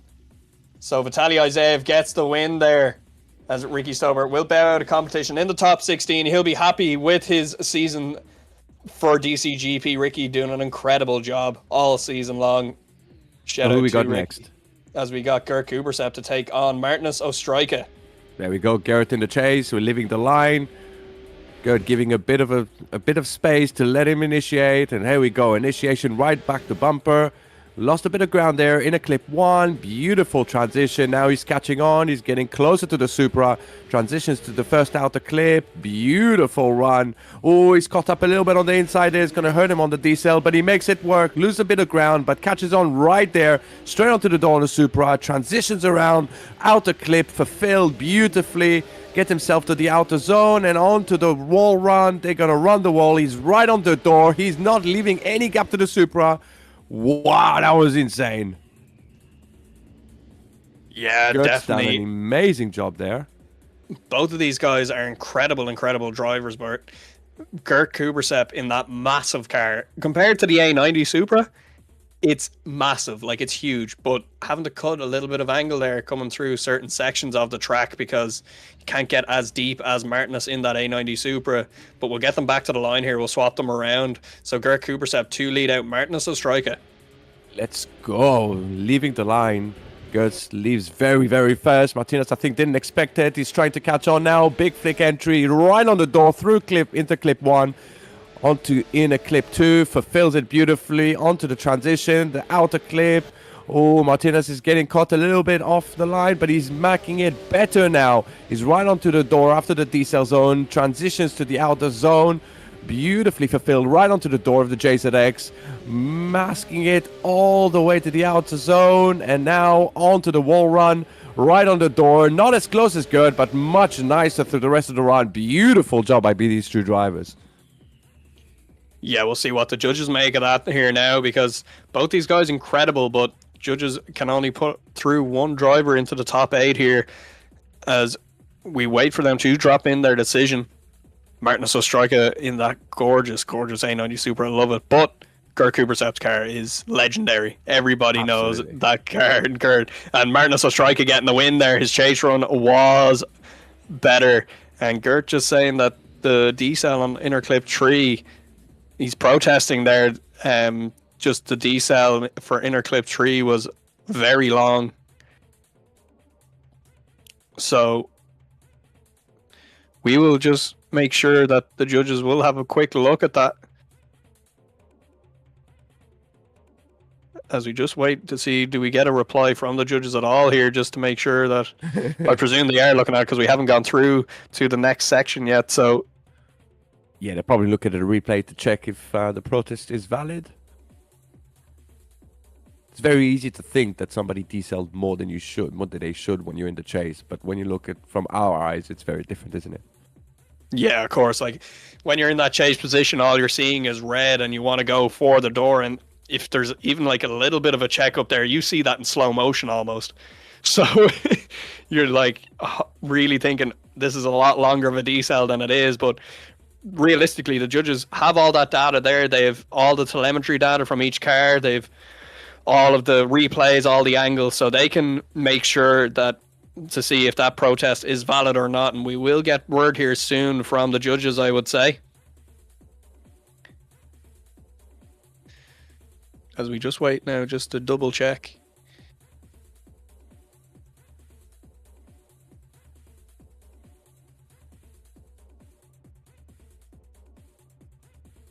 Interesting that they're taking this long, means that they're very much looking in depth at this here. So Gert may be catching something there that the judges didn't.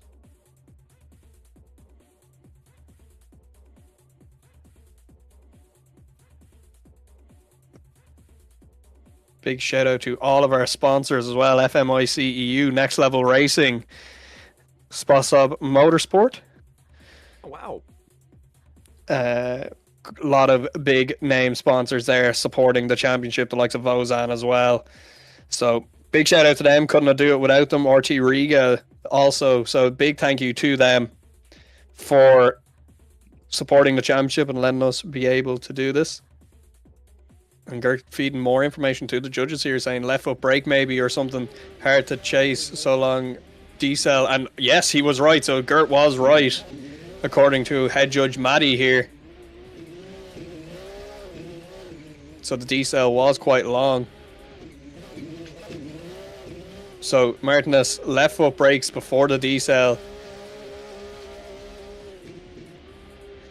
And then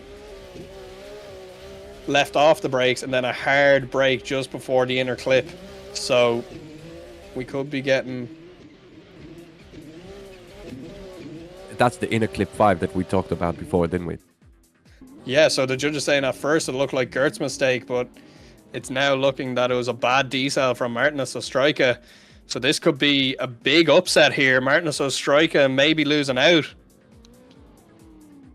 as Gert Kubersep does get the win.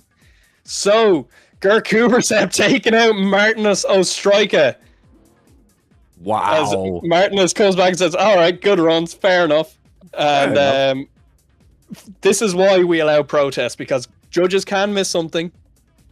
They are human after all. As we go back to the line, it's Andres Kleinbergs to take on Alexander Element. Alexander Element, your season 12 champion, as he initiates into outer zone 1. Andres Kleinbergs right there in that E36 as you transition back now towards inner clip 2 or 3, sorry, as we work it now to outer zone 4. Alexander Element running away with this big gap, and a big dive for Andres Kleinbergs as he hits the back of the A90 Supra and goes off the track. Alexander Element will finish out this run I'm And not sure if Alexander dropped the wheel there as well, because they both cars kind of seem to have a bit of a jump. possibly, but the judges will look at that big gap formed there, though.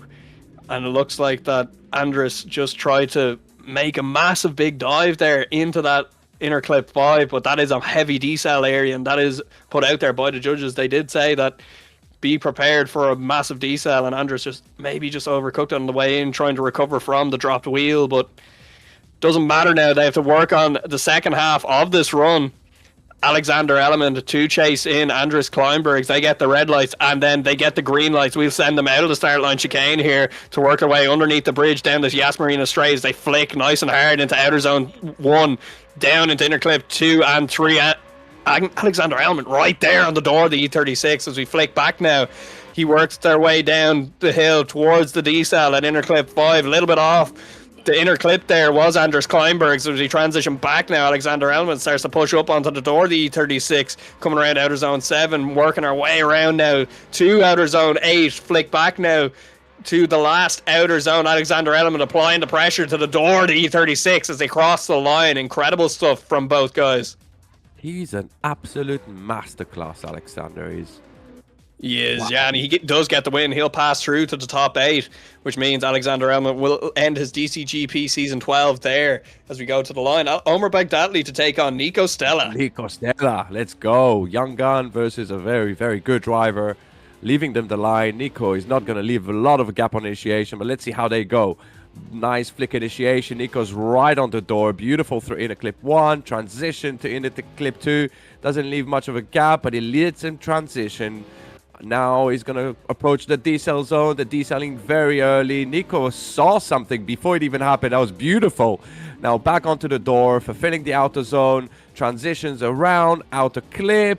Now extending it all the way to the outer zone and now onto the wall run. What's Nico going to do? He's going to stick it onto the door and he's going to stay there. Not even an ounce of left foot braking. He's absolutely awesome.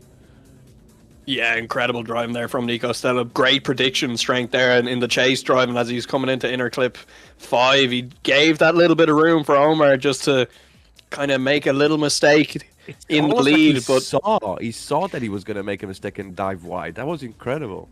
You know what happened there? He looked into the crystal ball. He looked into the crystal ball.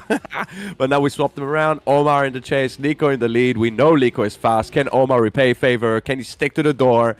Nice initiation by Nico. Whoa! Straight onto Nico's door. Through in a clip. Ooh! Transition denied by Omar there. But Nico didn't even seem phased. He just gone back on. Now Omar caught up and he's going to put him in a little bit of the wrong place. He hits him again. He dived in too hard. But they still make it work. They're not giving up. No white flags here. Onto the outer zone. Transition back. He's staying on Nico's door. Really nice driving now. Keeps it smooth onto the last outer zone, running the wall right onto the door. Beautiful run, but unfortunately, I think that beginning was just too much. Yeah, Nico Stella getting the win there, passing through to the top 8. Omer just overcooking it, knows that Nico Stella is extremely fast and has to push hard and just makes too much contact too many times there. So we will move it along to our next battle in the top 16 here. It will be Ahmed Al-Hamadi to take on Linus Tornqvist.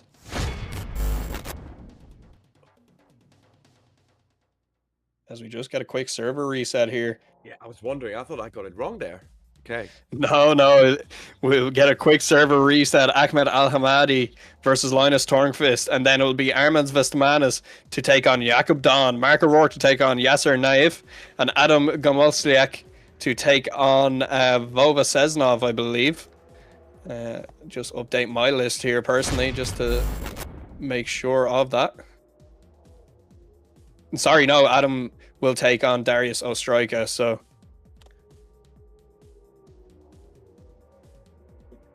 we get everybody into the server, just make sure everybody's in there, and they'll do a little quick test run, just to make sure everything's okay.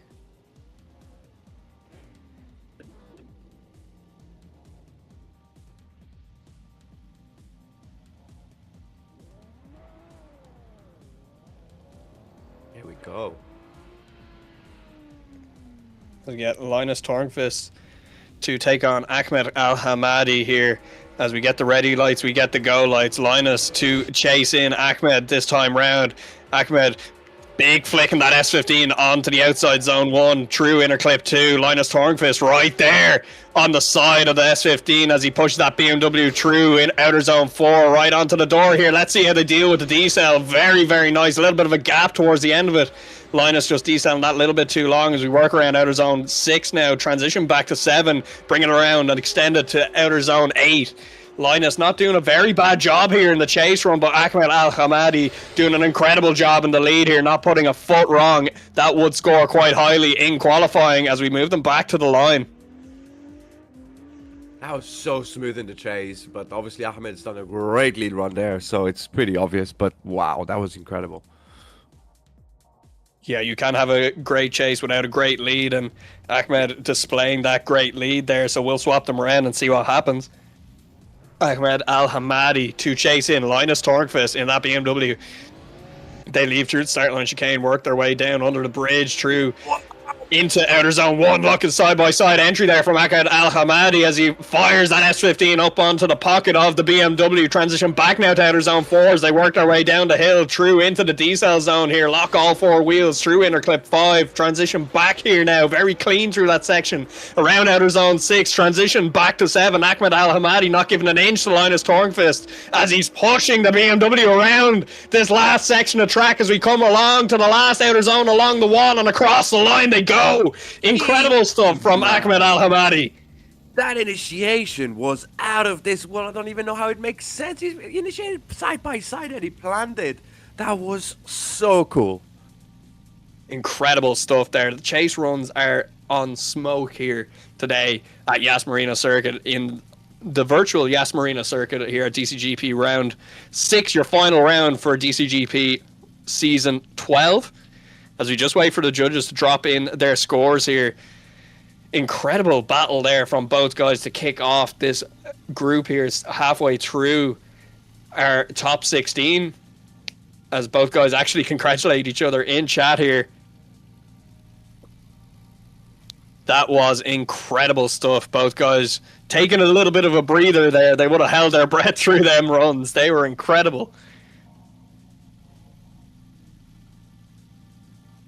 As judges taking a look at this, maybe seeing something that we don't. So very close battle there, small mistakes by both, but one more time we get to see this all over again. Let's go. This is incredible. Right, so we got Ahmed in the lead and Linus in the chase. Back to the first run. Let's see what can they do. Can they do the same or better? Ready, and we set them. Green light for both drivers. Ooh, Ahmed left a little bit late. Linus is now back to bumper initiation, straight onto the inner clip. Nice timing on transition, mimics Ahmed's transition perfectly. Transitions to the outer clip, now onto the decel zone. They're slowing down very nicely. Ooh, cuts the track a little bit too much. Transitions around. Nice, keeps it right onto the S15's door. Now again, gives a bit of room and dives in back, right straight in. Transition around onto the outer clip. Oh, Linus messes it up, goes onto the inside, but fixes it towards the end. But I think that's a big mistake there. Yeah, it's with these close battles, it's whoever makes the mistake first, really. And unfortunately for Linus, and then the clip, if that's as the chase, because he obviously went. I haven't seen that yet. yeah, maybe we don't know. We'll have to see what the judges made of that. Okay, right. Well, we'll swap them around. Now we've got Linus in the lead and Ahmed in the chase. Let's see, can Ahmed mimic the same entry? I want to see him do it again. Oh, he does it again. Mimics it perfect. Oh, even more risk. Oh, straight onto the inner clip. Transition around. Times it perfectly. Keeps it onto the door of Linus. Transition around onto the outer clip. Onto the decel zone. Ahmed does a great job. Gets it straight onto Linus's door. Transition to the outer zone, fulfills it beautifully onto the door. Now pushes it all the way, extends it to the outer clip, and now onto the last zone. Can Ahmed complete the job, keep it on the door? Beautiful run. I'm not sure if they've seen it or is it me that's just like, but there was a little bit of a transition denied after clip, inner clip 2. Yeah, I think there was a little bit of a tap of the wall there from Linus Tornqvist towards the end of the wall run there as well, as there was a bit of a jump there by one of the guys. Oh. Okay, so we So we talked are- about that. Getting first run 2 mistakes. Ahmed cut inner clip a lot, hard to chase, and Linus has cut the That last last corner. corner. Second run, Ahmed held Linus go. on transition. So yeah, you're right. Yeah. As I drop my microphone, another small contact in the last zone, and Linus Tornqvist gets the win. Oh, that's an upset there. Interesting. Very interesting. As we move it back to the line, it'll be Jakub Dawn to take on Armand Vestamanis. Jakub Dawn, that beautiful 1 Series BMW. Armand's in that CN6 chassis for RT Riga. As we get the green lights to go, we'll send them down the main straight of Yas Marina here as they initiate big Scandi flick into outer zone 1 through inner clip 1. A little bit wide off that was Jakub Dawn as we power through inner clip 3. Moving along to outer zone 4 here. Armand Vestman is going to have to do a little bit of decel action here. I know makes a big mistake there in the chase, Armand's. Unfortunately for him, who knows, maybe there was a decel too long in the lead, but moving along now to outer zone 8. Armand Vestman is going to stay in it here as he transitions back up onto the door of the 1 Series BMW as Jakub Dawn finishes out the run very strong there on the line. Yeah, I'm not a judge, obviously, but to me that looked like the diesel of the lead car put him in a position he couldn't get out of. But I don't know. We'll see what Yeah, the it did judges look say. like they were almost stopped coming through that inner clip there. Yeah. Very, very slow through that section, but we will swap them around for the second half of this battle. Armand Vestamanis to lead out Jakub Dawn this time round, as Jakub Dawn taking a little bit of a run up there maybe. As we get red lights, we get green lights. Off they go. Armand Vestamanis to lead in Jakub Dawn as we flick now into outer zone 1. Jakub Dawn gonna start to apply pressure. Goes a little bit wide there off entry as he starts to work his way up now onto the door of the GT86. Starts to power that 1 Series down as he makes a dive into inner clip 5. Does a good job as he transitions back now. Makes a dive again up onto the door of the GT86. Big angle being thrown by Armands here as we work our way nice and wide around towards outer zone 8. Transition back now to the last and final outer zone 9. Jakub Dawn reeling in the door of the GT86 as they cross the line. Very nice job by Jakub Dawn towards the end of that run. Wow, we took so many risks in the chase there. We somehow got out of it, of each one of them, but man, that was scary to watch. Yeah, we will see what the judges make of this now as we get the judges to drop in their scores and their decisions here. We will see what happens. See Jakub Dawn repping that FMIC EU Spots of Motorsport on the front of that 1 Series. Our series sponsors here. Big thank you to them. As we just wait for the judges to drop in them decisions, they will look at that inside clip 5 there on the first run just to make sure that they are making the right call, and they will describe that out to the drivers in the chat here.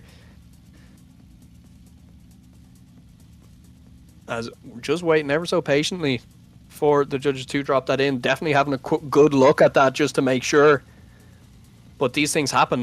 This is competition drifting. You will get those decels happening, unfortunately, but they were just checking the decel, getting confirmation of that. So we get Matty, our head judge, dropping in some information here.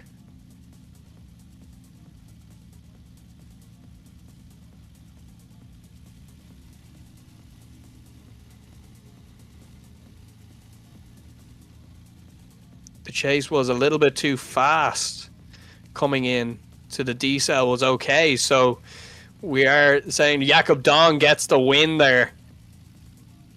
So that will be it for Armand Vestmanis. He will bow to competition here in the top 16 of the final round of DCGP round 12. We'll move it along to our next battle, and it's a big one.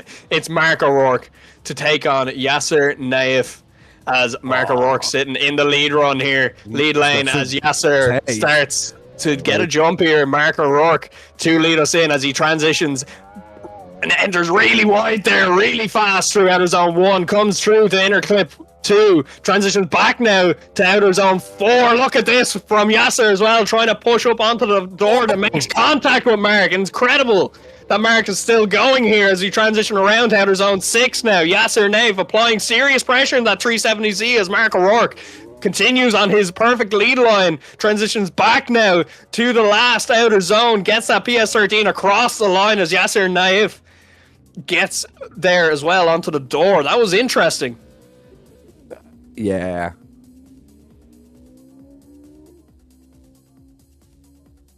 As we get them back now, Yasser Naif to give lead to Mark O'Rourke. They get them into their respective lead and chase lanes here as Mark O'Rourke looks like he's looking for a big jump here as we get ready lights, we get go lights. He knows there was a lot of mistaken details, so let's see what happens. Mark in the chase, nice initiation, leaves a bit of a gap, leaves him some space to initiation, but now start reeling in. His engine noise is insane. Big V8 through the decel zone. Nice decel, keeps it tight, keeps it tidy, stays on the door very nicely, transitions around, goes back onto the 370's door, back on power, beautiful, extends to the outer zone, and now onto the last clipping point. Can he stick it onto the door just for show? Absolutely, sticks it on the door and stays there very nicely. Yeah, Mark O'Rourke, one of those drivers that can really just pull it out of the bag in the chase as well. He gets the win there. He'll move on to the top 8, where he will take on Jakub Dawn, I believe. Or no, sorry, he'll take on the winner of this next battle between Darius Ostryko and Adam. So we will see what happens here as we get green lights to go. Darius Ostryko to lead out Adam in this. Adam in that 370Z initiates on the back bumper. Darius Ostryko pushing Darius around this Yas Marina track through the first section here as we transition back now to outer zone 4. Adam right there. Let's see what happens when we come through into the decel here. Perfect for both guys, not putting a foot wrong as we work our way now to outer zone 6. Transition back to 7. Extended out around outer zone 8. Adam right there on the door, trusting Darius's lead line as you do. And as we push around towards that last outer zone and across the line, Darius not putting a foot wrong in that lead position there, Yogi. Oh, absolutely perfect by both drivers. There wasn't much wrong there, and it's going to be a big pressure there for Darius because he's got to put it on Adam's door, and he's going to put all pressure. But we've seen him drive, so we know he can do it. The only question is it going to happen? So let's set them back, set them up in the start line, in their positions. We're going to have Darius in the chase, Adam in the lead. Let's see what's going to happen now. This is now the top 16, so we're playing very heavily on what's going to happen next because we're getting close to the finish. Oh, big gap on the start line. He takes a big run up. He leaves the line. Very nice initiation. Boom, big flick. Nice. Straight onto the door through clip 1. Transition around into zone in a clip 2. Now gets in the speed, stays on the door. Now onto the decel. Can they both slow down? Yes, beautiful by both drivers. Absolutely epic. Now straight onto the door. Oh, dialed in on the dive on the transition. Now again, dives in again on the transition. Straight into the outer zone. He stays on the door and onto the last outer zone. They're making it work. He's right on the door. He's pushing him around. Wow. We thought he could do it, but he has definitely done it. That was insane. Yeah, really good there. So we will wait for the judges to drop in their scores, as this will be your last battle for the top 16. We'll move on to top 8 now after this battle. Once we get to the results for this, will it be Darius Ostryko? Will it be Adam Komolsiek? Darius had 2 small mistakes. He left throttle for a bit before inner clip 2 on his lead run. Made contact before inner clip 5. So we will see the judges now drop in. I love he's keeping us the suspense. He's just telling us a few bits and then just like waiting ages. Yeah, won't tell us the result though. So Adam getting the win, taking out Darius Ostryko in top 16. He will be delighted with that. That is a big upset there, as we will get a server reset for our top 8. We'll move it along to that, where we have some incredible battles to take place in our top 8. It will be Vitaly Izaev to take on Gert Kubersepp, Alexander Elman to take on Nico Stella, Linus Tornqvist to take up Jakub Dawn, and Mark O'Rourke to take on Adam Gomoslek. This is going to be incredible. This is going to be battles, the first 2. Well, first 2 are going to be heavy, but I'm looking at that last battle between Mark and Adam, because that is going to be... Both those guys want to finish in the top 4, no matter what. And I know Mark, personally, and I know Mark is going to be hunting down for that top 4 spot, 100%. But you've also got Linus Tornqvist and Jakub Dawn. Both guys have been driving incredible all week in qualifying and in battles so far today.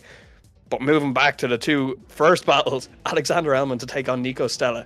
That is going to be insane. If we don't see one more times in the first 2 battles, Vitaly Izaev, Gert Kubersepp, Alexander Elman, Nico Stella, if we don't see one more times in that, I don't know how judges are doing their job.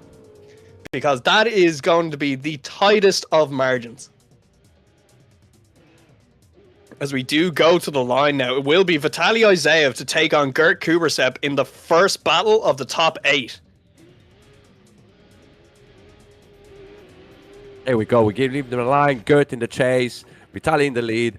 Gert is... Ooh, nice initiation. Bumper to bumper. Straight onto the door through clip 1. Transition around. Inner clip 2. Fulfilled beautifully. Now extending it onto the outside clip. And now fast in and big decel into inner clip 5. Beautiful by both drivers. Not a foot wrong. Transition around, fulfilling the outer zone. Gert is doing a great job keeping the same distance all the way around. Now he ties it in, gets it onto the door and stays there. Lost transition onto the outer zone, running the wall onto Vitaly's head. Wow, that was so smooth, man. Incredible stuff. Both these guys well deserving to be in the top 4, but only one can pass through. Gert Kubersepp doing an incredible job. That is a massive car to be tandeming with that A90 Supra, but you can trust Vitaly of where he's going to be in that lead run. You know where he's going to be because it's going to be perfect every single time, but we'll get them to swap around. And we're going to set them off. Vitaly in the chase this time, Gert in the lead. Let's see what is going to happen on the run-up. Fast initiation. Ooh, Vitaly straight onto the door through clip 1. Transition around, he keeps it to the rear quarter, doesn't get on the door just yet. Transition again, back on power, fast in and slows down towards decel 5. He keeps it right, keeps it nicely, but Gert is trying to run away. He's making it work, but now Vitaly's closing it in. He's getting on the door, transition around onto the lost outer zones. 1 is fulfilled, and now transition around, back onto the door, gets it on the door, stays there nicely on Gert. Really great. I'm gonna say there is not much difference between the 2 runs. They were almost identical. Yeah, it'll be interesting to see now what the judges make of this, because these guys are heavy hitters. They're both legends of sim drifting at this stage. I think we can pretty much say that for definite, and these guys are definitely gonna have to... The judges are gonna have an interesting time trying to pick who's getting through here, because both these guys are well deserving of a top spot here. Oh. So Vitaly had a better chase, especially in the first section, according to our head judge, where Gert had a very shallow angle, which means Vitaly Izaev getting the win, taking out Gert Kubersepp. So Vitaly Izaev moving through to the top 4. We'll go back to the line here.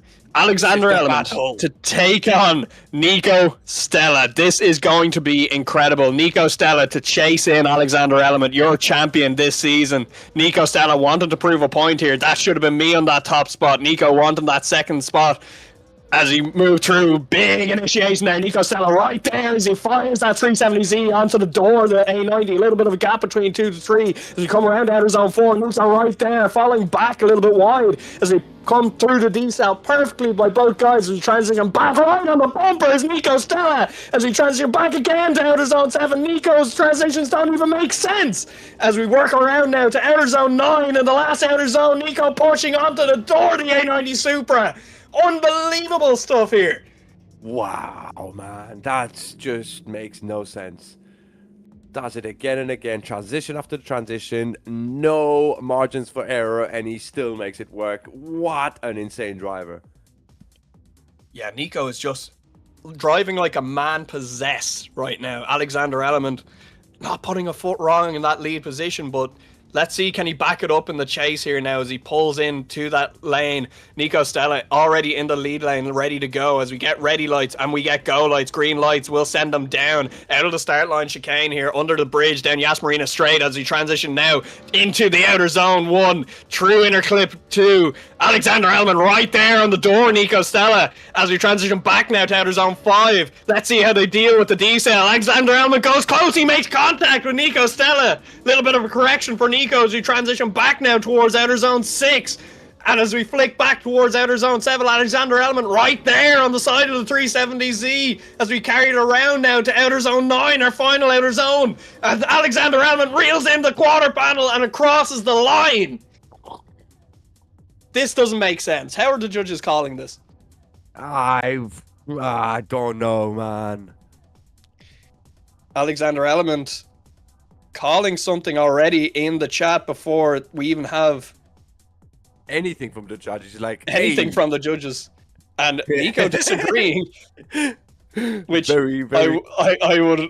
That's fair enough. If I was a competitor and somebody had said something, I would say no also, but that's down to the judges to make that decision. There would have a lot more words than that. He just said no. Alexander Elman replying with yes.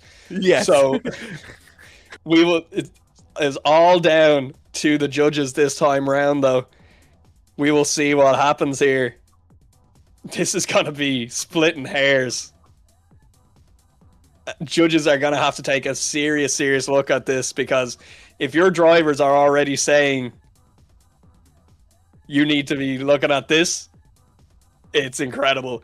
As we see our admin for the stream there saying no or yes. We will see what happens here. But Alexander Element, obviously your season 12 champion, big congratulations to him. Drove an incredible season. That gorgeous car, the A90 with that Petronas livery, looks unbelievable. It's probably one of my favorite liveries on a car this season, I'm not gonna lie. Yeah. It's very, very nice. As we just still waiting for the judges to drop in decisions here. And who knows what we're gonna get out of this. We do. Okay, so second run. Judges filling in for some information here. So second run.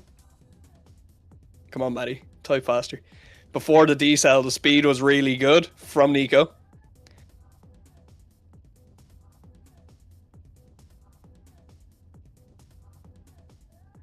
As we wait for the rest of it. He start to decel after the start of the decel zone. Which is fine, isn't it? Which is fine.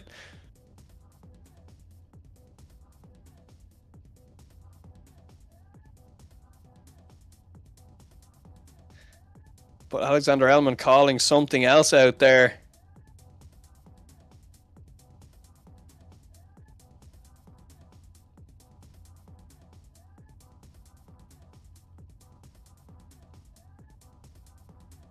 So yeah, there was left foot brake, but the speed was good before the decel. Alexander Element replies with lol. So Nico Stella getting the win there, taking out your Series 12 champion. Alexander Element finishing up in top 8 here. As we move it along to our next battle, it'll be Linus Tornqvist to take on Jakub Don. Let's go. Setting it up on the start line, getting it ready, set, and go. Green light for both drivers, leaving the line. What sort of driving are we going to see now? It's going to be good. Oh my god, that was some risky maneuvers on initiation, but they're good. Straight down, a bit of a gap forming between clip 1 and clip 2, but now they're closing it in. Really nice driving now. Really good decel onto in the clip 5. Now transition around to outer clip 6. Beautiful run straight onto the door. Transition around to the last outer clips. Really well done. And now onto outer zone 9. Decelling right on the door. I mean, that was very clean. Yeah, incredible from both guys there. But these guys, if you look at the driving all day, two of the most fluid drivers around. So we will see what happens here in the next, as I see some drivers having a little bit of deliberation in the chat. Not deliberation. Quite interesting to see, but we'll worry about the second half of this run, Yogi. Let's worry about this now. Oh, he's leaving the line. Oh, didn't get the green light. Oh. I think Matti is trying to be a bit of a parent there.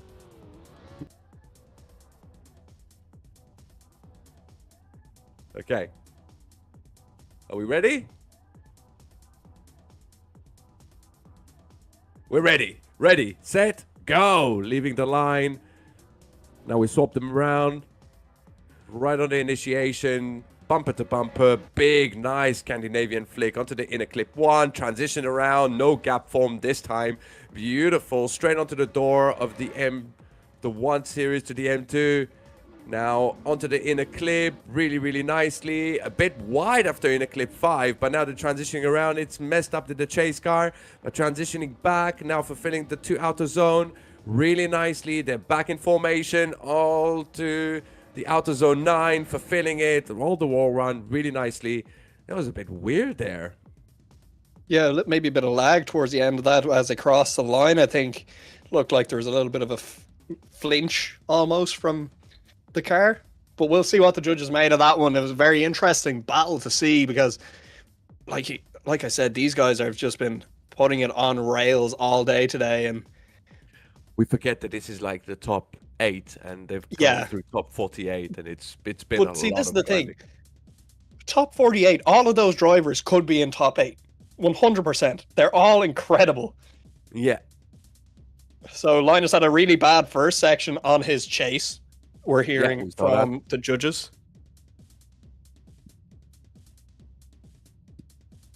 Late initiation, he lost a lot of angle, so trying to catch up there, cutting some angle to catch up. Kuba with a better chase run.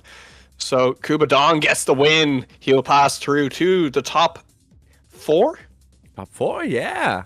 As we move along now, the battle that I'm very interested in, Mark O'Rourke to take on Adam Komoszek. As we get them to the line here. Mark O'Rourke to lead out first. We get ready, set, and go. Mark O'Rourke to lead out here. Adam to give chase. Adam gonna send it right behind the back end of this PS13 as we flick into outer zone 1 here. Adam doing an impressive transition on the transition. Oh, and makes contact. Spins Mark O'Rourke out as we continue on here. Yeah, that will end the run straight away. That was a 0, so judges already calling it. Go back to the line. Adam to lead out Mark O'Rourke there, so I'm pretty sure, Yogi, correct me if I'm wrong, that was contact on transition that caused all that. That was 2, so there was a contact in the middle of the transition, which actually wouldn't impede that much. It would just push him forward, but then because he pushed him forward and he thought to decel, then he actually knocked him again and then made him spin. So unfortunately, yeah, that's the chase. It was a bit weird because he was so far away on initiation and then he just caught up really quickly, so I'm not sure how the judges are going to see it. But we're going to swap them around and let them battle out, and then I guess the judges will have the hard job of finding out who was the problem. Yeah, it's an incredibly hard track to drive as well, so taking that into consideration as we get initiation here. Adam to lead in, Mark firing it in here behind the 370Z, leaving a little bit of a gap, thinking he has an advantage here as we fire now through outer zone 4 through to inner clip 5 at the decel here. They'll deal with that quite well. Mark just giving that little bit of room, thinking he has the advantage here. Adam doing an incredible job in the lead here. Very nice lead run, but Mark dealing with that very well, just mimicking as much as he can, keeping the angle, keeping the proximity, making sure that he's in that pocket. He wants to progress onto top 4. As we will get them to the decision area here. We should have a quick... I think it's Mark O'Rourke gets the win there, so that's it. Mark O'Rourke gets the win, passes through to top 4, which means we will see... Not need to do a reset. We've stayed... No, we're not doing a reset, but I'm just going to reset my list here for the results so I can see top 8. Or sorry, top 4. So it will be Vitaly Isaev to take on Nico Stella. And Jakub Dawn to take on Mark O'Rourke. This is going to be incredible. Fireworks. Fireworks. Vitaly Izaev and Nico Stella. I'm going to need you to take this one. This is going to be incredible.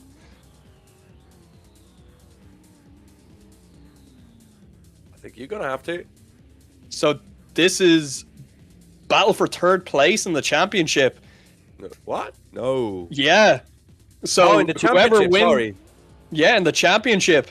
So Vitaly Izaev to lead out Nico Stella here. Nico Stella to come in behind Vitaly Izaev. They initiate him side by side. Nico Stella right there as Vitaly Izaev transitions back now to inner clip 3. Transition back now towards outer zone 4. Nico Stella right there. Let's see how we go through the D cell. Will there be contact? No, there won't. Nico Stella doing an incredible job in the chase run. Maybe a little bit hung up on the transition here before 6 as we transition back to 7. Nico Stella not putting a foot wrong here, but Vitaly Izaev flawless in the lead position as Nico loses a bit of ground there, tries to reel him back in before the line as they cross it.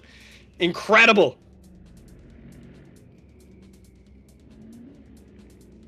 As we get them back to the line here now, this is going to be very interesting to see.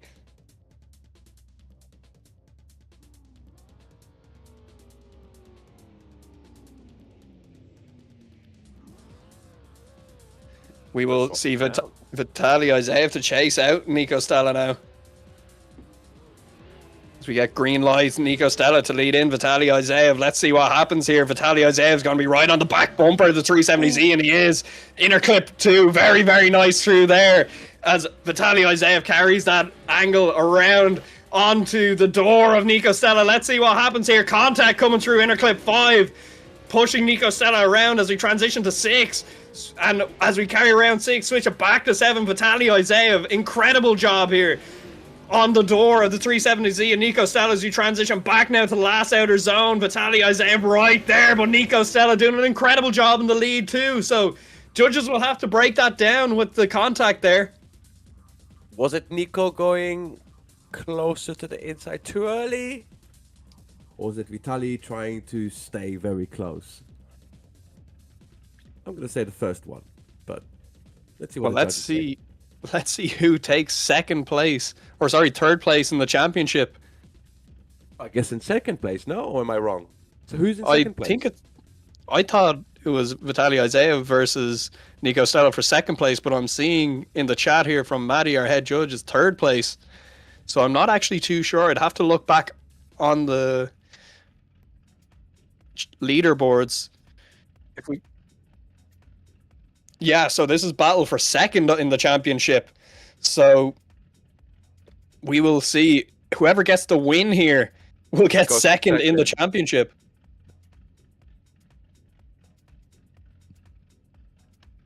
Tight margins here. Second run D-cell was clean. Chase had too much risk, which I believe I'll take that as. I'll just wait for confirmation. I believe it's the same. Yeah. So even with the small contact in the first run, still, Nico Stella gets the win, takes home second place in the championship. That will be at Vitaly Izaev. And taking the final of today, he might win the whole round too. Yeah, Nico Stella will be delighted with that, but this battle here now. This is what you wanted to watch. I'll let you the honors. Thank you very much, Mark O'Rourke. Jakub Dawn. Let's see what happens. Mark O'Rourke to lead out Jakub Dawn. They leave the line here. They get the green lights. They flick initiate into outer zone 1. Mark O'Rourke fires that BS13 through that first outer zone and second and third inner clip. As we transition back, Jakub Dawn right on the door of the BS13 here as we come into the D cell. Oh, Jakub Dawn making contact with Mark O'Rourke. As we get around here to outer zone 6, Jakub Dawn starts to reel in Mark yet again. As we come around to outer zone 7, bring it extended to outer zone 8, transition back now towards the last and final outer zone. Jakub Dawn trying to make up the proximity onto Mark O'Rourke here as they cross the line. There's some limits being pushed right now. Absolutely. Both these guys doing an incredible job here. But let's see what happens. Mark left the line like an absolute maniac, but then Jakub just caught up and just put it all out there. That was insane to watch. Mark is an incredibly fast driver. Like, that PS13 is a rapid car, but you can see the run up he's taking here off the rip, gets the green lights, takes that big run up. Let's see how this plays out. Mark O'Rourke to chase in Jakub Don. Flick enters on the back end of that 1 series. Flicks again now towards inner clip 1. A big gap here for Mark O'Rourke as he starts to reel in Jakub Don. What is happening here, Mark O'Rourke, as he takes a big dive, makes contact with Kuba. Transition back now to outer zone 6. Mark O'Rourke want to try clean this up here as he transition now to 7. Bringing it around to outer zone 8. Mark O'Rourke trying to get up onto the door of that very fast 1 series. But look at this. He reels them in as they cross the line. Little bit of contact onto the wall from Kuba Don. Oh, they're pushing now. They are pushing limits, both of them. Mark O'Rourke. The calculation there. And he was like, I'm going to leave a gap. But I don't think he expected to slow down. So Jakub to slow down. Judges maybe going to check that decel just to make sure. I think they're checking it on most battles now just to make sure that everything is in order. This is an extremely hard track to drive. You guys at home can drive this track as well. If you go onto the Drift Corner GP website and download the track, you guys can have a go yourself. As I see 649, how you doing, man? So calling it that Mark gets the win, but we will have to see. Leave that up to the judges.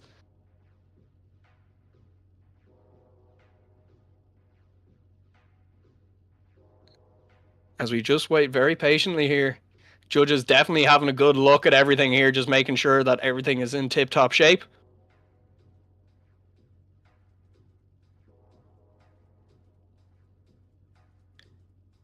As we get some information here, you both make the same mistake in the same place in the decel zone.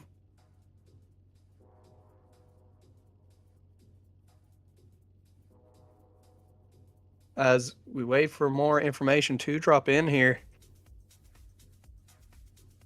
Kuba also hit Mark in the first run in the very end. So that means and this Mark O'Rourke gets the win. He will pass through to the final to face off against Nico Stella. That is going to be incredible. So it will be Jakub Don to take on Vitaly Isaev in the 3rd and 4th battle. Incredible stuff here.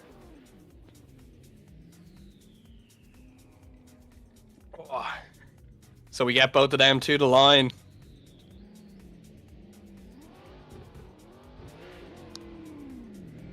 Vitaly Isaev to lead out. Jakub Don here as they initiate in. Vitaly Isaev doing an incredible job here in his initiation. Jakub Don right there on the doors. He's pushing Vitaly Isaev a little bit further back than he would have liked. Jakub Don fairly straight through that outer zone 4 here as we come through to the decel. Starts to push that A90 Supra around this track. As Jakub Don building the proximity here and keeping it on the door, the A90 in that 1 series. As you come through, transition back to the last outer zone. Jakub Don right there on the door of Vitaly Isaev. Very, very nice there from Jakub Don. As we'll switch them around now, Jakub Don to chase in Vitaly Isaev.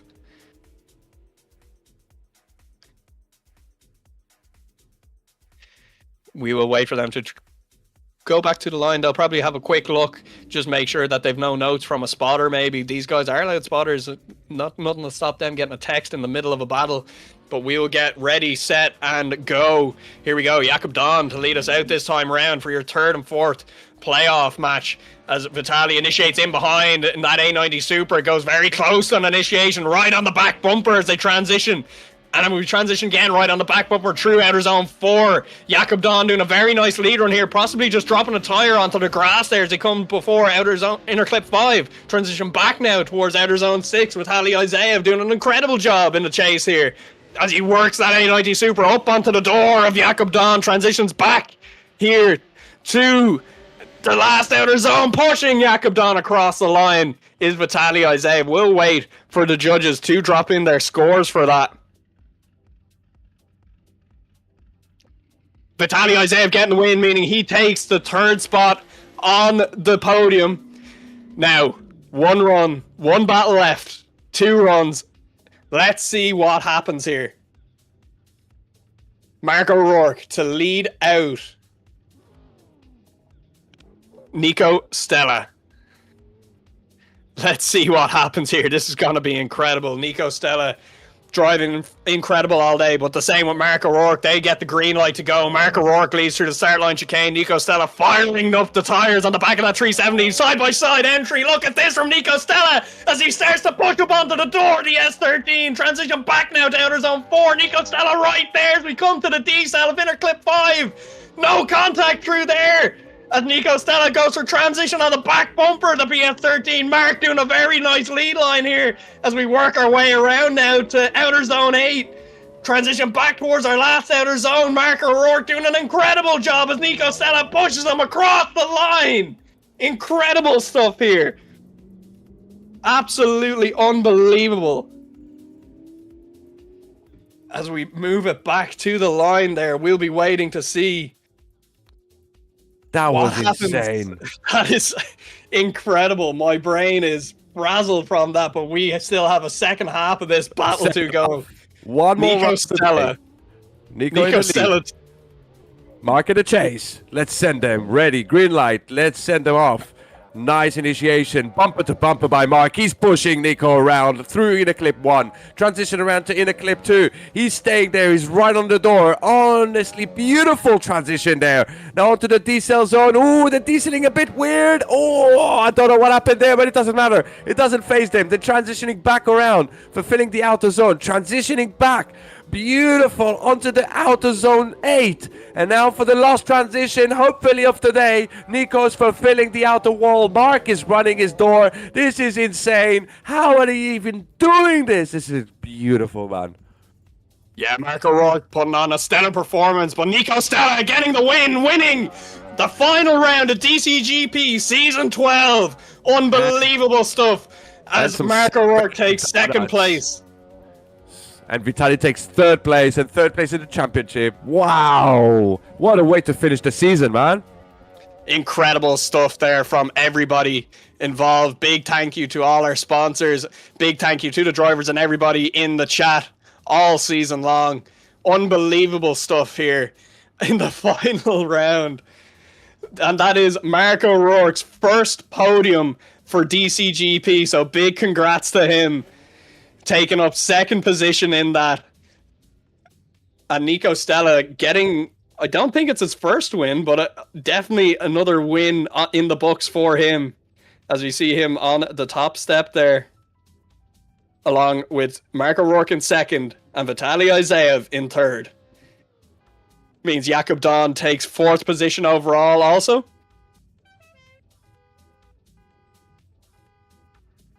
So that means your winner for your championship will be Alexander Elliman. Second place goes to Nico Stella, and Vitaly Isaev takes third place overall. So that is your championship standings at the end of DCGP round or DCGP season 12. Big thank you to everyone for coming out and watching all of the streams. Big thank you to all of our sponsors. Big thank you to the drivers. Yogi, thank you for being here. It's all right. I enjoyed it. Always with you. And we will see you maybe in another competition. Maybe you'll see us commentating at some other point, but we will get a drift train going here as Mackie, do you want to finish this out? Yeah. Here we go. Nico leading, Mark chasing, and we got third is Vitaly right on the door. Beautiful run. In a clip 2. Really nice. Now the third car is probably going to be the hardest here. Can Vitaly decel correctly and no bumps? Absolutely. Who else can do that by him? Look at them go. That must be the most fun part of the night, I reckon. Definitely the least stressful part of the night. The least stressful part. I don't know, guys, how Nico is driving and both writing some messages at the chat. Maybe his parents are doing it. But anyway. Those kids, man. Yeah. Thank you guys for joining in. That was a great season. Yeah, as you said, congratulations to our champion Alexander Element, as you would say. And still, And second place in general standings goes to Nico, and third goes to Vitaly. And that's also fun part that our podium was containing also Nico and Vitaly, and also we had Mark O'Rourke to join the podium for the last round of the season. Yeah, so that was the last one, and I guess we will see you guys next season. So stay tuned for new announcement, and that's it for now from DCGP. I'm out. Out! Mic drop. Mic drop. Literally with me. Yeah, thank you Yogi, thank you Kian, and see you guys. See you guys later.